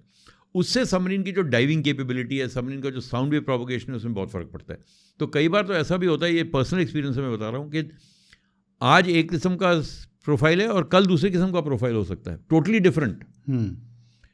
वी हैव एक्सपीरियंस दिस कि हम कहीं से आए हैं, हार्बर एंटर किया है, जो प्रोफाइल था उसके अकॉर्डिंगली हमने सबमरीन को ट्रिम किया है और डाइव किया है और सब कुछ किया है, और अगली सुबह जब बाहर गए हैं तो सबमरीन डाइव नहीं हो रही ठीक से उसी ट्रिम के साथ, फिर रिकैलकुलेट करना पड़ता है क्योंकि रात को म्यूनसिपैलिटी ने पानी खोल दिया रिवर का और वो सी में आ गया। तो Bay of Bengal, that is why they say it is slightly because salinity matter is a major factor. देखिए, समुद्र को समझना, अगर उसमें आपको सक्सेसफुली ऑपरेट करना है तो उसकी कैरेक्टरिस्टिक को समझना बहुत ज़रूरी है। और जितना आपके पास ज़्यादा इन्फॉर्मेशन होगी उसकी, जितना आपके पास डेटा होगा, उतना अच्छा आप उसको अप्रिशिएट कर सकते हैं कि क्या बिहेवियर होगा इसका, अगर ऐसी सिचुएशन हुई तो क्या बिहेवियर होगा ओशन का, अगर वैसी सिचुएशन हुई तो क्या बिहेवियर होगा ओशन का, और अकॉर्डिंगली आप अपना डिप्लॉयमेंट प्लान कर सकते हैं। तो ऑब्वियसली इंडिया, हम वहाँ रेगुलरली ऑपरेट करते हैं तो हमको ये एडवांटेज है कि हमको बे ऑफ बंगाल अच्छी तरह हम समझते हैं। कोई बाहर की नेवी अगर आएगी उसको टाइम लगेगा अंडरस्टैंड करने में, ठीक है, डेटा उनके पास होगा क्योंकि उन्होंने इधर उधर से कलेक्ट किया है, पर एक्चुअली क्या रियलिटी में क्या ऑपरेशन के लिए चाहिए उसमें टाइम लगेगा उनको। इसीलिए आप देखते हैं चाइनीज़ रिसर्च शिप्स इतनी सारी इंडियन ओशन में आती हैं, बे ऑफ बंगाल के पास आती हैं, हमारे EEZ के बाहर रहती हैं। उनका काम यही है, इंडियन ओशन को अच्छी तरह समझना, क्योंकि जब उनकी सबमरीन आएंगी तो वो एडवांटेज इंडिया के पास नहीं होना चाहिए कि भाई हमारा इन्वायरमेंट है, हम इसको ज़्यादा अच्छा समझते हैं। तो they come and do all the sea bed mapping, under water gliders भेजते हैं, they collect all the hydrological data, they analyse it, और वो शेयर करते होंगे चाइनीज़ नेवी के साथ, so that Chinese navy also understand the characteristics of Indian Ocean, कि जब उनकी जब पनडुब्बियाँ यहाँ रेगुलरली ऑपरेट करेंगी तो उनके पास वो डिसएडवांटेज नहीं होगा कि वो बाहर की नेवी इधर आई ऑपरेट करने के लिए। होम ग्राउंड एडवांटेज हमारे पास नहीं रहेगा। हाँ, और उनका एंडेवर ये होगा कि हमारे पास ना रहे होम ग्राउंड एडवांटेज बेसिकली। तो यानी ये इतनी forward thinking basically naval forces करती हैं सारे कंट्रीज़ की, कि सारा डेटा कलेक्ट करते रहो ताकि जब भी ज़रूरत पड़े वो सारा यूज़ हो सकता है। This is a constant process. हम भी जब हमेशा सी में जाते हैं हमें डेटा कलेक्ट करते हैं, चाहे हम किसी भी मिशन पे जाएं, ये डेटा तो ऑटोमेटिक कलेक्ट होता रहता है, फिर हम भेजते हैं जहाँ भी एनालाइज होता है, जो भी होता है और जो भी कंक्लूजन से ड्रॉ होते हैं। तो ये हर नेवी करती है और दुनिया भर में करती है जहाँ जहाँ ऑपरेट करते हैं, क्योंकि तभी आपको समझ आएगा कि ओशन में हो क्या रहा है, जिसको हम अंडर वाटर डोमेन अवेयरनेस कहते हैं। आज इसको एक टर्म दे दी गई है, maritime domain awareness and under water domain awareness. तो अंडर वाटर डोमेन अवेयरनेस का जो मिलिट्री एलिमेंट है वो ये है कि understanding the ocean from point of view of military operations. तो ये बिल्कुल ये इम्पॉर्टेंट है और हमेशा हम करते हैं। आपको मालूम है रशिया में एक इतनी मोटी किताब है, Atlas Okeanov, Atlas of the Oceans. अच्छा, इज सो थिक। उसमें हर एक ओशन का 100 ईयर्स का डेटा एनालाइज होके उन्होंने वो एटलस बनाया है। Wow wow. जिसमें बे ऑफ बंगाल भी है, अरेबियन सी भी है, सब कुछ है उसमें। जो इतने टाइम में उन्होंने सबमरीन से we saw it when they were training us. जब हम ट्रेन करते थे उन्होंने दिखाया हमको कि हम कैसे करते हैं, हमको कैसे समझ आता है कि अंडर वाटर एनवायरनमेंट क्या हो रहा है, क्योंकि मैंने अपनी एंटी सबमरीन वॉरफेयर स्पेशलाइजेशन भी वहीं की। तो that's how I came to know इतना मोटा है वो एटलस ओकेयानोफ। मार्च में क्या होगा इंडियन ओशन में, अप्रैल में क्या होगा, मई में क्या होगा, जून में क्या होगा, जुलाई में क्या होगा, सब डेटा है उसमें। हर एक मैप बना हुआ है, प्रोफाइल दी गई हैं उसमें, और दुनिया के हर एक ओशन के हर एक सी के। वाओ। तो वो लेवल पे है, you know. So that is a sort of, और ये इन डेप्थ नहीं है, ये तो ब्रॉड आइडिया है आप, क्योंकि रोज़ के रोज़ बदलता है और इतना बदलता है 4-4 घंटे पे प्रोफाइल बदल सकती है। हम भी जब सी में जाते हैं तो रेगुलरली चेक करते रहते हैं कि क्या प्रोफाइल है। अगर ये कहे कि सुबह वही 6 बजे ये थी, 12 बजे कैन बी टोटली डिफरेंट, 6 बजे शाम को can be even more different. Yes. तो कंटिन्यूस प्रोसेस है ये टू अंडरस्टैंड द हाइड्रोलॉजी, क्योंकि एवरीथिंग डिपेंड्स ऑन दैट। तो इंडिया के अगर जो 3 न्यूक्लियर पावर्ड और न्यूक्लियर कैपेबिलिटी रखने वाले SSBNs की बात करें तो सबसे पहले अरिहंत की बात करते हैं, जो सबसे पहली थी जो इंडिया ने बनाई। तो इसमें क्या यूनिक फीचर्स थे? देखिए, अरिहंत जब डिज़ाइन हुई थी तो ये पहला हमारा एक्सपेरिमेंट था, इसलिए इसको नाम दिया गया था एडवांस टेक्नोलॉजी वेसल, ATV। इसको ये किसी ने नहीं कहा था कि SSBN बन रहा है, एक ATV बन रही है। वो बड़ा सीक्रेट प्रोजेक्ट था ये, और मेनली DRDO वगैरह इस पर काम कर रहे थे। पर बेसिकली हर एक SSBN में 2 या 3 चीज़ें होती हैं जो हर एक SSBN में होंगी, हर एक न्यूक्लियर सबमरीन में होंगी। पहली बात रिएक्टर, अब किस कैपेबिलिटी का रिएक्टर है, कितनी स्पीड करता है, क्या एंड्योरेंस है उसकी, कितनी बड़ी सबमरीन में है, वो डिपेंड करता है program to program. But nuclear reactor एक है, एक बैलिस्टिक न्यूक्लियर मिसाइल होना चाहिए, वो ज़रूरी है, और एक हैवी वेट टॉर्पेडो होना चाहिए, वो ज़रूरी है। ये 3 चीज़ें तो ज़रूरी हैं ही मेनली इन। और कमांड एंड कंट्रोल सिस्टम, आपका जो भी कम्युनिकेशन का सिस्टम है वो तो बहुत रोबस्ट होना ही है, जैसे मैंने पहले वो कहा, क्योंकि वो connected to your national command authority. तो अरिहंत वॉज, मेरे ख्याल से, जहाँ तक मेरा ख्याल है, it was more in the line of a technology demonstrator कि भाई हम बना सकते हैं, हम एक SSBN बनाएंगे। अब ये हमारी पहली SSBN है। It was like an experimental ship in the sense के ये इस पर हम सब प्रूव करेंगे अपनी कैपेबिलिटीज़, और ख़ुद भी SSBN तो है ही। तो अरिहंत इतनी बड़ी SSBN नहीं है, अगर आप देखें खाली 6000 टन की SSBN है, 6000-7000 के बीच कुछ टनेज है। और इसमें जो मिसाइल हमने लगाया वो उसका नाम था सागरिका, वो भी DRDO ने डेवलप किया इंडिजिनसली, 750 किलोमीटर उसकी रेंज थी। ये सब ओपन सोर्स इन्फॉर्मेशन दे रहा हूँ क्योंकि मुझे भी इसके बारे में कोई क्लासिफाइड इन्फॉर्मेशन मालूम नहीं है। तो ये सब अखबारों में है, मीडिया में है, सब जगह है। तो 750 किलोमीटर्स की इसमें मिसाइल है। पर मेरे ख्याल से बहुत सक्सेसफुल प्रोग्राम है, क्योंकि इस पहले तो कई सालों तक इसकी ट्रायल्स चली, क्योंकि जैसे मैंने आपको कहा न्यूक्लियर सबमरीन में किसी गलती की गुंजाइश बिल्कुल नहीं होती। आपको 200% श्योर रहना है कि आपका सब कुछ सेफ़ है, सिक्योर है और डैमेज प्रूफ है, रिएक्टर हो या वेपन्स हो या कुछ भी हो, क्योंकि it's a very powerful platform. तो वो बहुत ज़रूरी है। तो इसकी कई साल ट्रायल्स चली, जो भी थोड़ी बहुत पहली थी, बहुत टीदिंग ट्रबल्स हुई होंगी इसमें। And I am talking of big issues, it may be small issues, कहीं टेम्परेचर बढ़ रहा है, कहीं वैल्व को रीलोकेट करना है, कोई पाइप की लोकेशन ऐसी है कि वो ठीक से आ नहीं रही है, उसको रीशिफ्ट करना है। तो ये जब आप बनाने के टाइम तो बन जाती है, जब आप सी में ऑपरेट करते हैं, जब फिजिकली आप ऑपरेट करते हैं, तब आपको लिमिटेशन नज़र आती। अरे भाई इस इधर से उधर जाने में मेरे को दिक्कत हो रही है, क्योंकि कोई इक्विपमेंट यहाँ होने की जगह यहाँ होना चाहिए था, फिर मेरे को ज़्यादा सहूलियत होगी यहाँ जाने में। तो ये सब चीज़ें जो हैं, ये जब तक आप सी में नहीं जाएंगे, जो डिज़ाइन के जो फाइनर पॉइंट्स होते हैं वो समझना टाइम लगता है उसको, फिर उनको रेक्टिफाई करना। क्योंकि अगर आप सबमरीन इतनी डेलिकेटली बैलेंस चीज़ है पानी में, कि अगर आप यहाँ से कोई चीज़ यहाँ शिफ्ट करें तो 100 किलो का भी वेट अगर शिफ्ट होगा तो आपकी सबमरीन की ट्रिम में फ़र्क हो जाएगा। फिर आपको देखना है, अच्छा हाँ, आपने कि क्रू ने रेकमेंड किया कि भाई ये चीज़ हम यहाँ से यहाँ शिफ्ट कर देते हैं, हो सकती है कि नहीं हो सकती है, और अगर मेरे को ये करना ज़रूरी है और करनी है, तो इसको करने के लिए मेरे को और क्या करना पड़ेगा वेट कॉम्पनसेट करने के लिए, फिर और क्या शिफ्ट करना पड़ेगा। So it's a very complex process. Submarine design is an extremely complex process. तो इनफैक्ट कहा जाता है कि सबमरीन डिज़ाइन करना स्पेसशिप डिज़ाइन करने से ज़्यादा मुश्किल है, पर्टिकुलरली न्यूक्लियर सबमरीन। तो यानी कि अगर एक सबमरीन में से एक मिसाइल लॉन्च होता है तो वो भी बहुत बड़ा वेट डिप्लेसमेंट है वेट का, और उसमें रिकॉइल इफेक्ट और जितने प्रेशर से वो मिसाइल एग्जिट करती है वो सारी चीज़ें प्ले करती है। वो सब केटर किया जाता है जब डिज़ाइन होता है, उसमें केटर किया जाता है। वेट कैसे कॉम्पनसेट होगा, जो उसका जो आफ्टर बर्नर या जो भी है जिससे वो फायर होगा उसको कैसे कॉम्पनसेट किया जाएगा, वो सब it's all part of design. It is not simple कि बैरल बनाया मिसाइल डाल और कर दिया, क्योंकि एकदम आपका 2 या 3 टन वेट में फ़र्क पड़ेगा। कुछ तो उसको कॉम्पनसेट करना है, चाहे पानी से करें चाहे किससे भी करें। तो वो सब सिस्टम्स आर ऑल, तो ये चीज़ हर एक सिस्टम को आपको इंडिविजुअली प्रूव करना है और कलेक्टिवली सबमरीन की पूरी डिज़ाइन को प्रूव करना है। इसमें टाइम लगता है। और पहली सबमरीन थी, कई चीज़ें हुई होंगी इसमें, छोटी मोटी इधर उधर, एक एक चीज़ को करना, फिर ट्राई करना सी में, फिर देखना कि भाई इससे कोई प्रॉब्लम तो नहीं हो रही है, क्या क्या हो सकता है, उसको फिर सॉर्ट आउट करना। तो अरिहंत को कमीशन करने में काफ़ी साल हमारी ट्रायल्स चली। अरिहंत जब कमीशन हुई 2016-17 में, उसकी डेट बड़ी सीक्रेटली हुई थी। 2009 में लॉन्च हुई थी ये। Prime minister Manmohan Singh had gone to Vizag. His wife launched it in 2009 and it got commissioned in 2016. 7 years trials went on. Final fitting out of the submarine and trials. So it was like an experiment which was very successful. बहुत सफल experiment था ये। 2018 में इसको deterrent petrol के लिए भेजा गया, पहली डिटरेंट पेट्रोल के लिए, जो मैंने आपको कहा। वो इतनी सक्सेसफुल थी कि उसके बाद प्राइम मिनिस्टर ने पूरे क्रू को दिल्ली बुलाया और उनको कंग्रेचुलेट किया। और उन्होंने बड़ी वो फेमस स्टेटमेंट बनाया था, now we can never be subjected to nuclear blackmail. तो आपको याद होगा अखबारों में सब में हेडलाइंस ये थी, that with this successful patrol India can never be subjected to nuclear blackmail again. तो ये एक बहुत इंपॉर्टेंट था।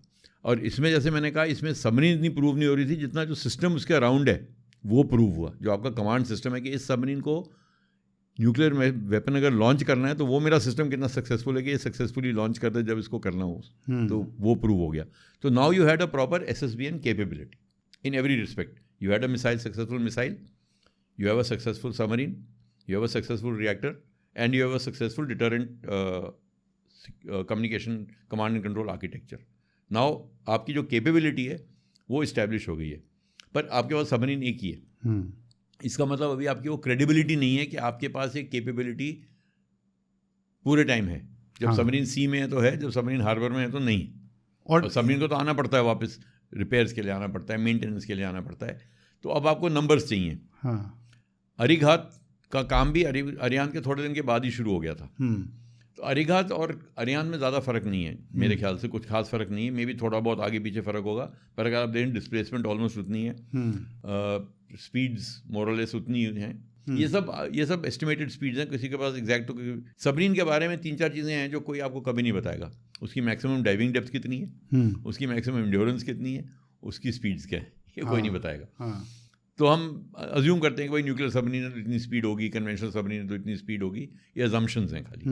और वेपन रेंजेस क्या हैं ये कोई नहीं बताएगा. तो अगर आप इसकी भी डेटा देखें तो it is very similar to Arihant. I don't think there is very much of difference between Arihant Arighat. Arighat में जो आपको डिज़ाइन फ्लॉज अरिहंत में मिले जब उसको आप ट्रायल्स कर रहे थे, वो सब अरिघात में इन्होंने सॉर्ट आउट किए होंगे. और फिर सबमरीन को फिर ट्रायल्स किए. अरिघात भी कई साल ट्रायल कर रही थी, क्योंकि जैसे मैंने कहा न्यूक्लियर सबमरीन के साथ आप कोई चांस नहीं ले सकते. आप कोई जुगाड़ू काम नहीं कर सकते कि चलो कोई बात नहीं इसको यहाँ से वहाँ कर देते हैं चल पड़ेगी.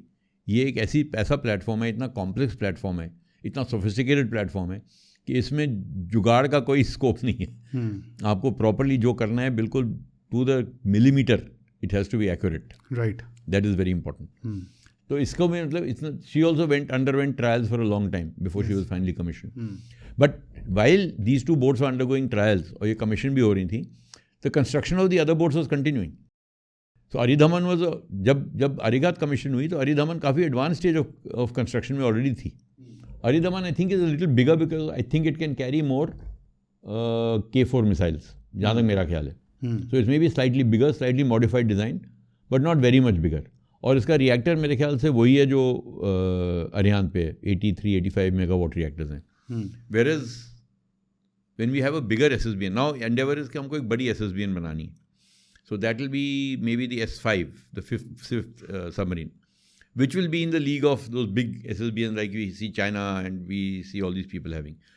जहाँ तक मिसाइल की रेंज है, इसका मेन वेपन तो मिसाइल है. हाँ. अभी हम 750 किलोमीटर से 3500 किलोमीटर्स पे आ गए और एंडेवर है कि और बढ़ाना है. तो एक बार हमने मिसाइल प्रूव कर दिया है, कैपेबिलिटी एक बार मिसाइल प्रूव हो गई है. थोड़ी डिटेलिंग कर लें. K-15 जो मिसाइल थी वो 700-750 किलोमीटर माना जाता था उसकी रेंज है. यानी कि वो अरेबियन सी से पाकिस्तान को टारगेट लिमिटेड टारगेटिंग है, क्योंकि लिमिटेड रेंज नहीं है उसकी इतनी. लेकिन उसका जो डेटरेंस होता, अगर हम K-15 पे ही होते तो ये न्यूक्लियर सबमरीन बनाने के बाद भी उसका डेटरेंस सिर्फ 700-750 किलोमीटर है. इसलिए ज़रूरत थी K4 बनाने की, जो कि 3-3.5 हज़ार किलोमीटर तक रेंज ले पाए. जी हाँ. देखिए, पहली बात तो जब आप SSBN कैपेबिलिटी की बात कर रहे हैं तो आप स्पेसिफिक टारगेट नहीं देख सकते. आप नहीं बोल सकते कि पाकिस्तान मेरा टारगेट है या बीजिंग मेरा टारगेट है. आप देखते हैं मैं ग्लोब में मेरी क्या can I cover the whole globe या places of interest. Of course specific targets हैं, क्योंकि मेन एडवर्सरीज हमारे वही हैं. अभी हमें कोई अमेरिकन न्यूक्लियर सबमरीन से कोई थ्रेट नहीं है अभी, या रशियन न्यूक्लियर सबमरीन से कोई थ्रेट नहीं है. पर जब हम काबिलियत की बात करते हैं तो हम स्पेसिफिक थ्रेट नहीं देखते हैं, हम काबिलियत देखते हैं कि अगर हमारे पास कैपेबिलिटी है तो हर एक थ्रेट को कवर कर सकती हो. क्योंकि मैरीटाइम डोमेन में थ्रेट बदलने में ज़्यादा टाइम नहीं लगता, पर इक्विपमेंट डेवलप करने में टाइम लगता है. तो इंडियन नेवी की जो फिलॉसफी है वो हमेशा कैपेबिलिटी बेस्ड है, थ्रेट बेस्ड नहीं है. पहले थ्रेट बेस्ड हुआ करती थी. 99-2000 जब हमने पूरे अपने शिप बिल्डिंग प्लान वगैरह रिवाइज किए तो हमने उसको कैपेबिलिटी पे लेके आए कि हमारे पास पूरी कैपेबिलिटी होनी चाहिए. इसलिए इंडियन नेवी का एंडेवर ये है कि we should be what we call a full spectrum capable navy, blue water navy. Yes, not के वी आर अगेंस्ट पाकिस्तान और वी आर अगेंस्ट चाइना और we are looking for a threat against so and so. तो missile philosophy भी हमारी यही है. तो आज 3.5 है, कल 5,000 का हो सकता है, परसों 8,000 का हो सकता है. पता नहीं मेरे को इंडियन नेवी की थॉट प्रोसेस में क्या है, या ये तो इंडियन नेवी का इतना नहीं है, नेशनल थॉट प्रोसेस क्या है strategic, I don't know. China JL3 the new missile जो उनके SSBN को लग रहा है, वो बोल रहे हैं 12,000 किलोमीटर रेंज है उसकी. यस. सो ऑब्वियसली उनके टारगेट्स और होंगे, ये थोड़ी बोल रहे हैं उनको दिल्ली पहुंचना है, वो तो वॉशिंगटन देख रहे होंगे या कुछ और देख रहे होंगे. So it's all about capability. अब देखिए अग्नि 5 आई थिंक जो है वो already it is at I think 8,000 kilometre और something if I am not mistaken. अब वो खुल करके तो नहीं बता मतलब बट 6 to 8,000 6 to 8,000. हाँ. तो obviously we are looking at that capability. और उसमें MIRV टेक्नोलॉजी तो प्रूव हो गई है, जो अभी हाल ही में उड़ीसा में जो टेस्ट हुआ था, जहां पर एक मिसाइल वॉरहेड जो है वो खुल करके, जैसे आपने पहले बताया, 12 वॉरहेड्स या 8 हो सकते हैं, 12 या 14. वो तो डिपेंड करता है आपकी क्या चाहते हैं आप, कितना चाहते हैं. तो अगर हम लैंड ICBM कैपेबिलिटी उतनी रेंज की देख रहे हैं तो हम जाहिर है कि सी से भी वही रेंज तो देखेंगे ही देखेंगे, क्योंकि टारगेट्स तो वही हमारे. तो और ये तो फंक्शन ऑफ फिजिक्स है. एक बार आपका मिसाइल कैपेबिलिटी, आपके पास टेक्नोलॉजी एस्टैब्लिश हो गई है, रेंज बढ़ाने में तो फिर it's a matter of iterative process, तो वो तो हो जाएगा. तो 3.5 प्रूव हो जाएगा, फिर नेक्स्ट आप बोल रहे 5 to 6 है, फिर 6 to 8 है. MIRV होना चाहिए, क्योंकि आप फिर आपकी काबिलियत बहुत बढ़ जाती है अगर MIRV आपके पास 8 भी या 10 भी मिसाइल हैं सबमरीन पे, और हर एक में अगर 8 या 10 MIRVs हैं तो you can simultaneously hit 10 targets. Intercontinental ballistic missile की जब बात होती है तो बहुत ज़्यादा ये बात करी जाती है कि उसको इंटरसेप्ट करना थोड़ा मुश्किल इसलिए है, कहाँ से लॉन्च होगी आपको नहीं पता है. पर जैसे इंडिया आज के डेट में ट्रेन से भी लॉन्च कर पा रहा है, लैंड से भी लॉन्च कर पा रहा है. सी में क्या होता है वो समझेंगे हम आपसे कि SSBN से लॉन्च हो सकता है या नहीं. लेकिन एक बार वो लॉन्च होकर के स्पेस में चला गया तो तब आपके सिस्टम्स डिटेक्ट करते हैं कि कुछ हुआ है, कहीं से हुआ है. काउंटर मेजर लेने के लिए आप उसकी ट्रेजेक्ट्री नहीं नाप पाते कि ये जाकर के गिरेगी कहाँ पर, क्योंकि काउंटर मेजर्स लोकलाइज मेजर्स होते हैं ज़्यादातर, तो उसको इंटरसेप्ट करना मुश्किल माना जाता है. अब इसी को अगर हम एक सबमरीन के कॉन्टेक्स्ट में ले लें, जो कि पता ही नहीं है कि डीप वाटर्स में कहाँ पर है, और अगर लेट से 6 से 8,000 किलोमीटर की भी रेंज है, इस सेटअप में, इस सिनारियो में क्या हो सकता है, ताकि हम सबको एज ऑडियंस ये समझ में आए कि एक न्यूक्लियर सबमरीन की capability equip with the right missile क्या कैपेबिलिटी है. देखिए एक तो आपकी बहुत मल्टीप्लाई हो जाती है. लाइक आई सेड, फ़र्क ये है कि आप लैंड और एयर आपको मालूम है, दुश्मन को भी मालूम है कहाँ से लॉन्च हो सकता है. ठीक है, आप रोड से करेंगे, यहाँ से नहीं करेंगे, 200 किलोमीटर दूर से करेंगे, 500 किलोमीटर दूर से करेंगे, पर वो रोड मूवमेंट भी ट्रैक कर सकते हैं. सिमिलरली एयरक्राफ्ट जो भी लॉन्च करेगा, ICBM तो खैर एयरक्राफ्ट लॉन्च नहीं करेगा, पर जो भी न्यूक्लियर कैपेबिलिटी है उसको आप ट्रैक कर सकते हैं. आपको मालूम है कौन से एयरफील्ड्स हैं जहाँ से हवाई जहाज जा सकते हैं, कौन से एयरक्राफ्ट कैपेबल हैं इन मिसाइल को कैरी करने के लिए, सब इन्फॉर्मेशन है. अब आपको मालूम है क्या, इंडिया के पास SSBN है, SSBN में ये मिसाइल हैं, सब मालूम है, वो भी मालूम है. पर सबसे बड़ी बात ये कि कहाँ से आएगा ये मिसाइल, पहली बात. खैर एक बार फायर हो गया फिर ट्रैक तो हो जाएगा, आजकल सैटेलाइट्स पूरे ग्लोब को कवर करती हैं. बट जो टाइम गेन आप करोगे, आपका जो again it will go into the atmosphere, come back, so everything will be that much more difficult to track, to detect and to counter जो सी से आएगा. और इसमें आप, क्योंकि आपको सबसे इम्पोर्टेंट ये कि आपको मालूम नहीं कहाँ से रहा है, कहाँ से लॉन्च हुआ है. और दूसरा मुझे ऐसा भी लगता है कि अगर आपके पास एक न्यूक्लियर सबमरीन कैपेबिलिटी है तो आप अपनी ट्रेजेक्ट्री खुद डिसाइड कर सकते हो कि पाथ ऑफ लीस्ट रेजिस्टेंस किस तरफ से है मेरे पास. बिल्कुल, बिकॉज आपके मोबिलिटी है ना, फिर इतनी फ्लेक्सिबिलिटी बहुत है आपके ऑपरेशंस में. क्योंकि सी इज़ एन ओपन मीडियम, आप यहाँ हो सकते हैं, आप कहीं और हो सकते हैं, कहीं भी हो सकते हैं, जहाँ से you can choose how you want to launch and deploy. So ये बात हो गई मिसाइल्स की. हमने अभी 3 SSBN कवर करी और मिसाइल कैपेबिलिटी की बात करी. टॉर्पीडोज एक दूसरा आपने कहा कि बहुत ही इम्पॉर्टेंट हिस्सा है एक SSBN का. वरुणास्त्र की बहुत बात होती है उसमें, जो मेड इन इंडिया टॉर्पीडो है. वरुणास्त्र कैसे, सबसे पहला सवाल मेरा ये है कि टॉर्पीडो SSBN के लिए इतना ज़रूरी क्यों है? जब वो डिटेक्ट नहीं होती है, उसे डिटेक्ट करना मुश्किल है. किस तरह के टारगेट्स, किस तरह की सिचुएशंस में टॉर्पीडोज काम में आते हैं? और दूसरा, वरुणास्त्र ग्लोबल टॉर्पीडो से कैसे कंपेयर करता है? पहली बात तो जहाँ तक रहा कि SSBN में टॉर्पीडो का रोल क्या है. Torpedo is defensive weapon, it is not an offensive weapon. SSBN के लिए डिफेंसिव है कि भाई डिटेक्ट हो गया या उसके ऊपर हमला हो रहा है तो उसके पास कुछ होना चाहिए.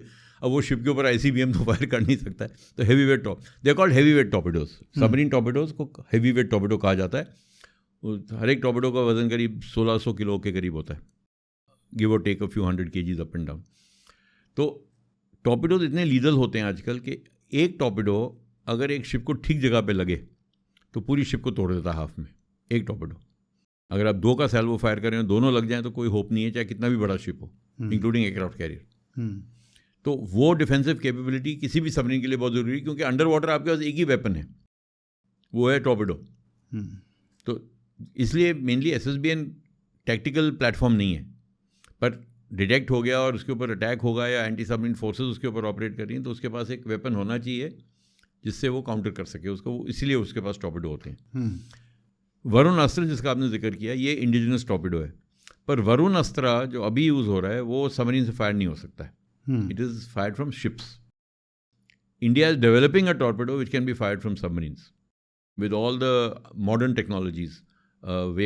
तो टेक्नोलॉजीज़ क्या हैं टॉर्पेडो में? एक होमिंग होती है, मतलब पहले ज़माने में क्या होता था कि आप डायरेक्ट शिप को देखते थे और शिप की फ्यूचर पोजीशन कैलकुलेट करते थे कि अच्छा मैंने अगर अभी टॉर्पेडो मारा और ये टॉर्पेडो 1.5 मिनट में पहुंचेगा, तो ये शिप जहाँ से अभी है 1.5 मिनट में कहाँ पहुंचेगी, तो मैं उस पोजीशन पे मारता था और ये टॉर्पेडो सीधा जाके लगते थे। तो एक टॉर्पेडो नहीं हम मारते थे, कभी 2 का सैल्वो मारते थे या 3 का सैल्वो मारते थे कि 3 में 2 तो लगेंगे या जो भी है। वो पुराना सिस्टम था। फिर होमिंग आई, फिर अकूस्टिक होमिंग आई कि मैं फायर कर रहा हूँ टॉर्पेडो फ्यूचर पोजीशन पे, एक बार टॉर्पेडो शिप के पास आ गया तो जो शिप की आवाज़ है, टॉर्पेडो का सोनार उस आवाज़ को पिकअप कर लेगा और फिर टॉर्पेडो टेक ओवर कर लेगा और वो होम करके शिप को जाके लगेगा। तो मतलब ऐसे मिस नहीं हो जाएगा कि शिप गई और वो टॉर्पेडो नीचे से निकल गया, वो होम ऑन करके सेल्फ गाइड करेगा at a point. That was second category. So we have passive acoustic homing, active acoustic homing, दोनों। एक में जो शिप की आवाज़ आ रही है, एक में खुद जाके वो ट्रांसमिट कर रहा है कहाँ है शिप। तीसरी टेक्नोलॉजी एक आई वेक होमिंग। वेक होमिंग में वेक क्या होता है? वेक होता है जब शिप चल रही होती है पानी में, आप देखते हैं पीछे पानी की एक धार रहती है, वो धार, उस धार को वेक कहते हैं। तो अगर एक शिप की अगर आप वेक में होमिंग कर सकते हैं हमने टॉर्पेडो की, तो आपकी ship let's say for example 100 गज लंबी है और उसकी वेक पीछे 100 गज की है, तो अब आपके टॉर्पेडो के पास केवल 100 गज का टारगेट नहीं है, अब उसके बाद 200 गज का टारगेट है। क्योंकि अब शिप को लगने के बजाय अगर वो वेक में भी घुस गई तो वेक में होम करके वो शिप के पीछे उस वेक में भी लग जाएगी और जाके शिप को टकराएगी शिप के साथ। तो वो तीसरा है वेक होमिंग। फिर आया वायर गाइडेड होमिंग।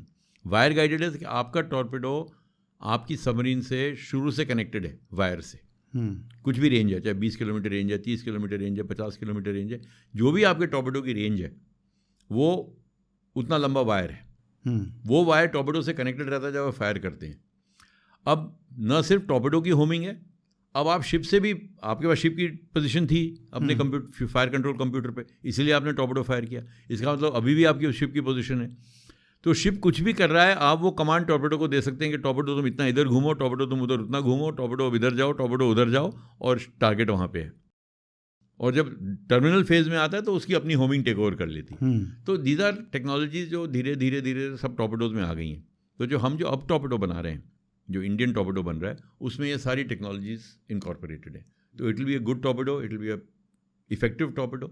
एंड जैसे आपने कहा कि बाकी दुनिया के टॉर्पेडो से क्या मुकाबला है, वरुण अस्त्र को मैं नहीं रैंक करूंगा वर्ल्ड के अच्छे टॉर्पेडोज में, पर जो हमारा टॉर्पेडो बन रहा है, जहाँ तक मैंने सुना है, वो भी क्लासिफाइड है तो इतनी इन्फॉर्मेशन नहीं है, पर ये होमिंग होनी ही चाहिए और वो किसी भी टॉर्पेडो के कंपैरेबल होगा। अब टॉर्पेडो की स्पीड से जाता है, क्या रेंज है, वो 19-20 का फ़र्क हो सकता है टॉर्पेडोज के बीच में, पर it will be a good, जब भी बनेगा it will be a good torpedo and it will be a more important it should B contemporary torpedo. मतलब उस जमाने जब भी वो टॉर्पेडो तैयार होता है और सर्विस में आएगा, उस टाइम की जो टेक्नोलॉजी है वो होनी चाहिए उसमें। ये नहीं होना चाहिए कि जी ये तो हम 5 साल पहले डेवलप कर रहे थे, तो हमने तो वो टॉर्पेडो टेक्नोलॉजी डेवलप की जो 5 साल पहले थी, क्योंकि अब आगे निकल गए। तो वो आई थिंक हमारा जो इंडिजिनस टॉर्पेडो है वो अच्छा टॉर्पेडो होगा। ये सर जैसे अगर एक हैवी वेट टॉर्पेडो आपने बताया, तो शिप पे जब लगता है तो कैसा दिखता है, एक बार समझाएंगे ये? देखिए, ये अभी फायर कंट्रोल सोल्यूशन वर्कआउट कर रहे हैं कंट्रोल रूम में। अब उन्होंने टॉर्पेडो फायर किया शिप के ऊपर और वो शिप के सेंटर पोर्शन में जाके लगाए और एकदम शिप को मिनटों में तोड़ के बीच से, ये देखिए आगे का हिस्सा तो एकदम ही चला गया नीचे। हाँ, तो एक बड़ा पावरफुल वेपन होता है टॉर्पेडो। सर जब हम पूरे वॉरफेयर को एक नई दुनिया में देखते हैं जो कि एआई वाली दुनिया है, जैसे हम बहुत लोग ड्रोन्स की बात करते हैं, लेकिन एक न्यूक्लियर सबमरीन कैपेबिलिटी अगर एक अनमैन्ड व्हीकल में आ जाए जहाँ पर किसी इंसान की ज़रूरत नहीं है, जैसे कि स्टार्टिंग में हमने बात करी कि 20-30 साल तक शायद वो न्यूक्लियर पावर्ड इंजन चल सकता है, बट क्योंकि लोग होते हैं इसलिए उसे सरफेस करना होता है 2 महीने 3 महीने में, ताकि सप्लाईज आ पाएँ, खाना आ पाए, बाकी चीज़ें आ। अनमैन्ड व्हीकल कैपेबिलिटी में पूरी दुनिया में क्या हो रहा है, और क्या न्यूक्लियर पावर्ड UAVs की भी बात हो रही है या एग्जिस्ट करते हैं ये? देखिए, अभी तो अनमैन्ड अंडर वाटर कैपेबिलिटी में अभी तो काम शुरू हुआ है। अगर आप देखें तो अभी तो बड़े इनिशियल स्टेजेस में है। छोटे UAVs बन रहे हैं, ROVs बन रहे हैं। अब कंट्रीज फोकस कर रही हैं UUVs पे, ultra large unmanned XL UUVs कहते हैं उनको, extra large unmanned underwater vehicles, जिनकी 15 दिन की इंड्योरेंस, 30 दिन की इंड्योरेंस, 45 दिन की इंड्योरेंस है। तो ये काफ़ी लार्ज हैं। अभी अमेरिका के पास एक है, जो UK ने अपनी कमीशन कर दी है। ज़्यादातर देशों में हो रहा है, हम भी डेवलप कर रहे हैं, अब हमारी भी एक्सेल UUV डेवलप हो रही हैं। तो इनका रोल क्या होगा, जहाँ तक मेरा ख्याल है अभी एट दिस पॉइंट, सबमरीन का मेन काम है ऑफेंसिव। पर जैसे हम सबमरीन को चोक पॉइंट पेट्रोल पे रखते हैं, तो सबमरीन जैसा पावरफुल प्लेटफॉर्म वेस्ट हो रहा है एक्चुअली चोक पॉइंट पेट्रोल पे, कि कोई अगर enemy ship I, submarine I, तो उसको मॉनिटर करेंगे। इसके लिए एक एक्सेल UUV बहुत बढ़िया चीज़ है। आप एक्सेल UUV को डिप्लॉय कर दीजिए, 45 दिन तक रहेगी और आपको इन्फॉर्मेशन मिलती रहेगी। और सबमरीन आप अपनी कॉन्सेंट्रेट कर सकते हैं जहाँ आपको मेन वॉरफेयर पे कॉन्सेंट्रेट करना है, डेटरेंस कॉज करने के लिए, जो भी करने के लिए, अटैकिंग रोल, जो भी आपका सबमरीन का मेन रोल है। तो एक तो ये एप्लीकेशन है एक्सेल UUVs का, और इनकी इंड्योरेंस बढ़ाते जा रहे हैं धीरे धीरे। आप देखिए 15 दिन था, 30 दिन हुआ है, 45 दिन, डिपेंड करेगा जितनी जितनी बड़ी होती जाएंगी। जहाँ तक रहा न्यूक्लियर का, अभी तो मेरे ख्याल से ऐसी कोई चर्चा नहीं हो रही है कि न्यूक्लियर पार्ट UUVs होंगी, पर पॉसिबिलिटी है 15 साल में, 20 साल में जिस तरीके से टेक्नोलॉजी एडवांस कर रही है, कुछ भी मुमकिन है। कोई चीज़ हम साइंस फिक्शन नहीं समझ सकते आज, जो आज का हम साइंस फिक्शन समझते हैं वो रियलिटी हो जाती है। पर पॉसिबिलिटी ये है, आप ये सोचिए कि जैसे आपने जिक्र किया कि अगर न्यूक्लियर सबमरीन की खाली एक ही लिमिटेशन है, वो है ह्यूमन इंड्योरेंस। तो अगर आप एक रिएक्टर को एक ऐसे प्लेटफॉर्म पे लगाएंगे जिसमें ह्यूमन बीइंग नहीं है, तो उसकी क्या पोटेंशियल होगी। जहाँ और कोई लिमिटेशन नहीं है, ह्यूमन लिमिटेशन नहीं है, स्पीड लिमिटेशन नहीं है, टाइम लिमिटेशन नहीं है, कोई भी लिमिटेशन नहीं है। खैर, इससे न्यूक्लियर रिएक्टर तो मेरे ख्याल से ऐसा तो बहुत टाइम इतनी जल्दी नहीं आएगा कि आप मिडल ऑफ ओशन में एक न्यूक्लियर रिएक्टर छोड़ देंगे अनमैन्ड। बट मैं कह रहा हूँ कि पॉसिबिलिटी कुछ भी हो सकती है। कुछ सालों में ऐसे रिएक्टर, अब आजकल हम स्मॉल मॉड्यूलर रिएक्टर्स की बात कर रहे हैं, हम फ्लोटिंग रिएक्टर्स की बात कर रहे हैं, तो कल UUV रिएक्टर भी बन सकता है। तो I will not put it past और something that is like a dream today. और हो भी रहा हो, यू नेवर नो, चर्चा हो रही होगी, मे बी US वगैरह में हो रही है चर्चा ये बनाने की। तो सर सोच करके इतना फैसिनेटिंग लगता है कि एक UAV जो एक बार डाइव करता है, लेट से 2030 में, वो 2060, 70, 80 तक अंडर वाटर रह कर के अपना मिशन करता जा रहा है और डेटा भेजता जा रहा है, और वो न्यूक्लियर पावर्ड, वो डेटरेंस भी कॉज कर रहा है जो चाहिए। So it is just fascinating to think about it कि कभी अगर ये बन गए तो कितनी ज़बरदस्त पावर देगा और कंटिन्यूटी देगा उस कंट्री को जो ये डिप्लॉय करेगा। खैर, आई डोंट थिंक ऐसा होगा कि वो 20 साल के लिए डिप्लॉय होगा, क्योंकि और भी सिस्टम्स होते हैं, खाली एक रिएक्टर नहीं होता। बट डेफिनेटली एक फोर्स मल्टीप्लायर है, बहुत मेजर फोर्स मल्टीप्लायर है, क्योंकि आपको ह्यूमन एलिमेंट अगर निकाल दीजिए, जो एक लिमिटेशन न्यूक्लियर सबमरीन में ह्यूमन इंड्योरेंस की, अगर वही नहीं रही तो फिर तो और पॉसिबिलिटीज़ बहुत हैं। तो definitely it is a sort of technology for the future. तो जो अब इंडिया की जो कैपेबिलिटी है सबमरीन्स में, हमने देखा कि सबमरीन्स अर्ली 40s 50s से लेकर के किस तरह से इवॉल्व हुए हैं, और आज 2016 तक हम पहुँचे जहाँ पर हमने अपने सबमरीन्स, न्यूक्लियर पावर्ड सबमरीन्स बनाने स्टार्ट करे। इसके साथ साथ एक और टेक्नोलॉजी डेवलप हो रही थी जो कि हमारी मिसाइल कैपेबिलिटी थी, जो 90s से लेकर के धीरे धीरे आगे बढ़ी और लास्ट 20 साल में अचानक से बहुत ही बड़ा लीप ले रही है। एक सबमरीन और एक मिसाइल, ये दोनों टेक्नोलॉजीज आपस में क्यों ज़रूरी होती हैं कि दोनों का मिलाव होना चाहिए, शादी होनी चाहिए दोनों टेक्नोलॉजीज़ की? देखिए, आजकल अगर आप देखें, सबमरीन वॉरफेयर जो है वो बहुत मिसाइल सेंट्रिक हो गया है, क्योंकि रेंजेस इतनी बढ़ गई हैं। अगर आप टोमाहॉक मिसाइल देखें जो US फायर करती है अपनी SSN से, 700 किलोमीटर की रेंज से वो फायर करते हैं उस मिसाइल को। मतलब सबमरीन को कोई खतरा नहीं है कि उसको ये नहीं कि 20 मील दूर जाना है लैंड से और फिर फायर करना है। तो वेपनरी और प्लेटफॉर्म दोनों की कैपेबिलिटी होनी चाहिए, नहीं तो एक अगर कमज़ोरी है तो दूसरे की इफेक्टिवनेस कम हो जाती है। और मेरे ख्याल से मिसाइल्स और सबमरीन्स अगर आप देखें तो many technologies are very similar in terms of sophistication. तो जैसे आप प्रोपल्शन है या डिलीवरी व्हीकल्स हैं या कुछ है, तो देयर इज सिमिलैरिटी। और एक बार आपका वो R&D एफर्ट और S&T effort, science and technology effort है, तो ये टेक्नोलॉजीज एक दूसरे से कॉम्प्लीमेंट्री होती हैं, जो डेवलप होती रहती हैं साइड बाय साइड। तो मिसाइल प्रोग्राम क्यों हमारा इतना सक्सेसफुल हुआ? क्योंकि उसके ऊपर पूरा फोकस लगाया गया। IGMDP जो था, integrated missile development programme, India का पूरा फोकस था कि हमको मिसाइल अपने बनाने हैं। तो आकाश से लेके अग्नि 5 तक हम कहाँ से कहाँ पहुँच गए इतने सालों में, जैसे आपने बिल्कुल ठीक कहा। बीच में अप्स एंड डाउन्स भी थे, क्रायोजेनिक इंजन आने बंद हो, तो कभी स्पेस प्रोग्राम से कनेक्शन है मिसाइल प्रोग्राम का, न्यूक्लियर प्रोग्राम से कनेक्शन है, सबमरीन्स का nuclear programme, so they are all interconnected, interrelated. So science and technology development has to be a national effort, it is not independent in pockets, it can't be done, अगर effective होना है तो। And I think वो जब होने लगा है, DRDO कर रहा है, सब कर रहे हैं, तो it has been successful. Maybe it could have been more successful, maybe it could not, difficult to say, पर जहाँ तक मेरा ख्याल है we have been quite successful so far. For example अभी अब SSBN है, अब SSBN में जो मिसाइल है वो भी हम ही बना रहे हैं। तो ये नहीं है कि खाली सबमरीन बना दी हमने, उसका मिसाइल भी हम साथ ही साथ बन रहा है, उसको अगर डिटरेंट बनाना है। हमारी जो कन्वेंशनल सबमरीन कैपेबिलिटी है उसमें अगर हम कल हमारी जो सरफेस शिप कैपेबिलिटी है, ब्रह्मोस फायर कर रहे हैं उससे, वो भी इंडिया में बनाए। तो साइड बाय साइड ये दोनों चीज़ें हो रही हैं। नहीं तो अगर आप एक को करें और दूसरे पर ध्यान ना दें तो फिर एक मिसमैच हो जाता है दोनों के बीच में। ये फैसिनेटिंग दुनिया है ना न्यूक्लियर सबमरीन्स की, जिसमें हर थोड़े टाइम में कुछ बदलता रहता है और वो चौंकाता रहता है हमें, उसके बारे में हमें बताने के लिए सर बहुत बहुत धन्यवाद। और बहुत मज़ा आया, मुझे बहुत जानने को मिला और ये समझने को मिला कि ये न्यूक्लियर सबमरीन वॉरफेयर क्यों ज़रूरी है और इसमें इंडिया कहाँ स्टैंड करता है आज।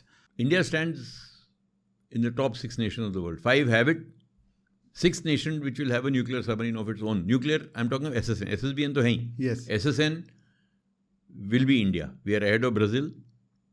We are ahead of South Korea. We are ahead of Japan. We are ahead of Australia. But so many navies operating SSNs is both good and bad for future maritime security. हमारे लिए फ़ायदा है. मैं आपको बताता हूँ हमारे लिए क्या फ़ायदा है. अगर जापान, साउथ कोरिया और ऑस्ट्रेलिया तीनों के पास न्यूक्लियर सबमरीन्स आ गई, SSN उन्होंने अपनी डेवलप की अगले 10, 15, 12, 15 साल में, US तो ऑलरेडी डिप्लॉय कर रहा है अपनी सबमरीन वहाँ पे. तो चाइना का जो इंडियन ओशन में जो मूव है वो उतना कम, they will be under more pressure there. Yes. और इतनी फोर्सेस नहीं लगा पाएंगे इंडियन ओशन में. उससे हमको इनडायरेक्ट फ़ायदा होगा. करेक्ट. ये वहीं पे उनको आप रोक लो तो इतने हमारे ऊपर फिर इतना दबाव नहीं आएगा इधर.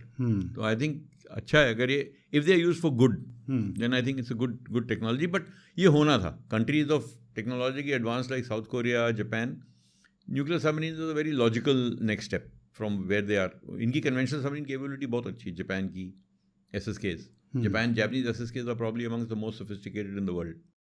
South Korean SSKs are very good. Australia is passing through a difficult phase अभी. उनकी सब पुरानी सबमरीन पुरानी होती जा रही है. ऑकस के ऊपर उन्होंने पूरा अपना फ्यूचर नेवल बिल्डअप ऑकस के ऊपर है उनका डिपेंडेंट. इसलिए बहुत टेंशन है ऑस्ट्रेलिया में. मीडिया में, पार्लियामेंट में क्वेश्चन रेज होते रहते हैं कि हमने इतनी अपनी कैपेबिलिटी एक ऑकस के ऊपर रिलाई कर रहे हैं, अगर ऑकस नहीं हुआ किसी वजह से तो हम कहीं के भी नहीं रहेंगे. And being a island country they need it. तो लेट्स सी, बिकॉज ऑस्ट्रेलिया और इंडिया के प्रोग्राम में एक मेजर फ़र्क ये है कि जब हमने न्यूक्लियर सबमरीन डेवलप की हैं अपनी, हमारे पास एक बड़ा robust civilian nuclear establishment already था इंडिया में. तो कई चीज़ें हैं जो सिविलियन न्यूक्लियर एस्टैब्लिशमेंट की होने की वजह से इतना रोबस्ट और इतना sort of advanced and mature system हमारे को इसमें बहुत फ़ायदा हुआ है. ऑस्ट्रेलिया में कोई सिविलियन न्यूक्लियर एस्टैब्लिशमेंट नहीं है. उनके लिए सीधी पहली न्यूक्लियर एक्सपोजर है न्यूक्लियर सबमरीन. तो उनको तो बहुत ज़्यादा मेहनत करनी पड़ेगी to reach the level of sophistication that already existed in India. Yes. When we started building nuclear submarines. तो वो उनका एक चैलेंज होगा कि सबमरीन चलाना एक बात है, पर न्यूक्लियर एनवायरनमेंट की अंडरस्टैंडिंग एक और चीज़ है. वो उनके पास नहीं है अभी. वो डिसएडवांटेज है ऑस्ट्रेलिया में. और वो हमेशा कहीं ना कहीं डिपेंडेंस बना रहेगा. किसी के ऊपर डिपेंडेंस बना रहेगा क्योंकि अपने पास उनके पास वो काबिलियत नहीं है अभी. हाँ, which is what we are trying to reverse. But thank you sir for making this time and we will continue to meet. Thank you. Always a pleasure. Thank you, sir. I hope your viewers find it useful. No. I think the information we've discussed today is just fantastic. Like even after reading so much, I got to know so much. Thank you. Thank you, sir.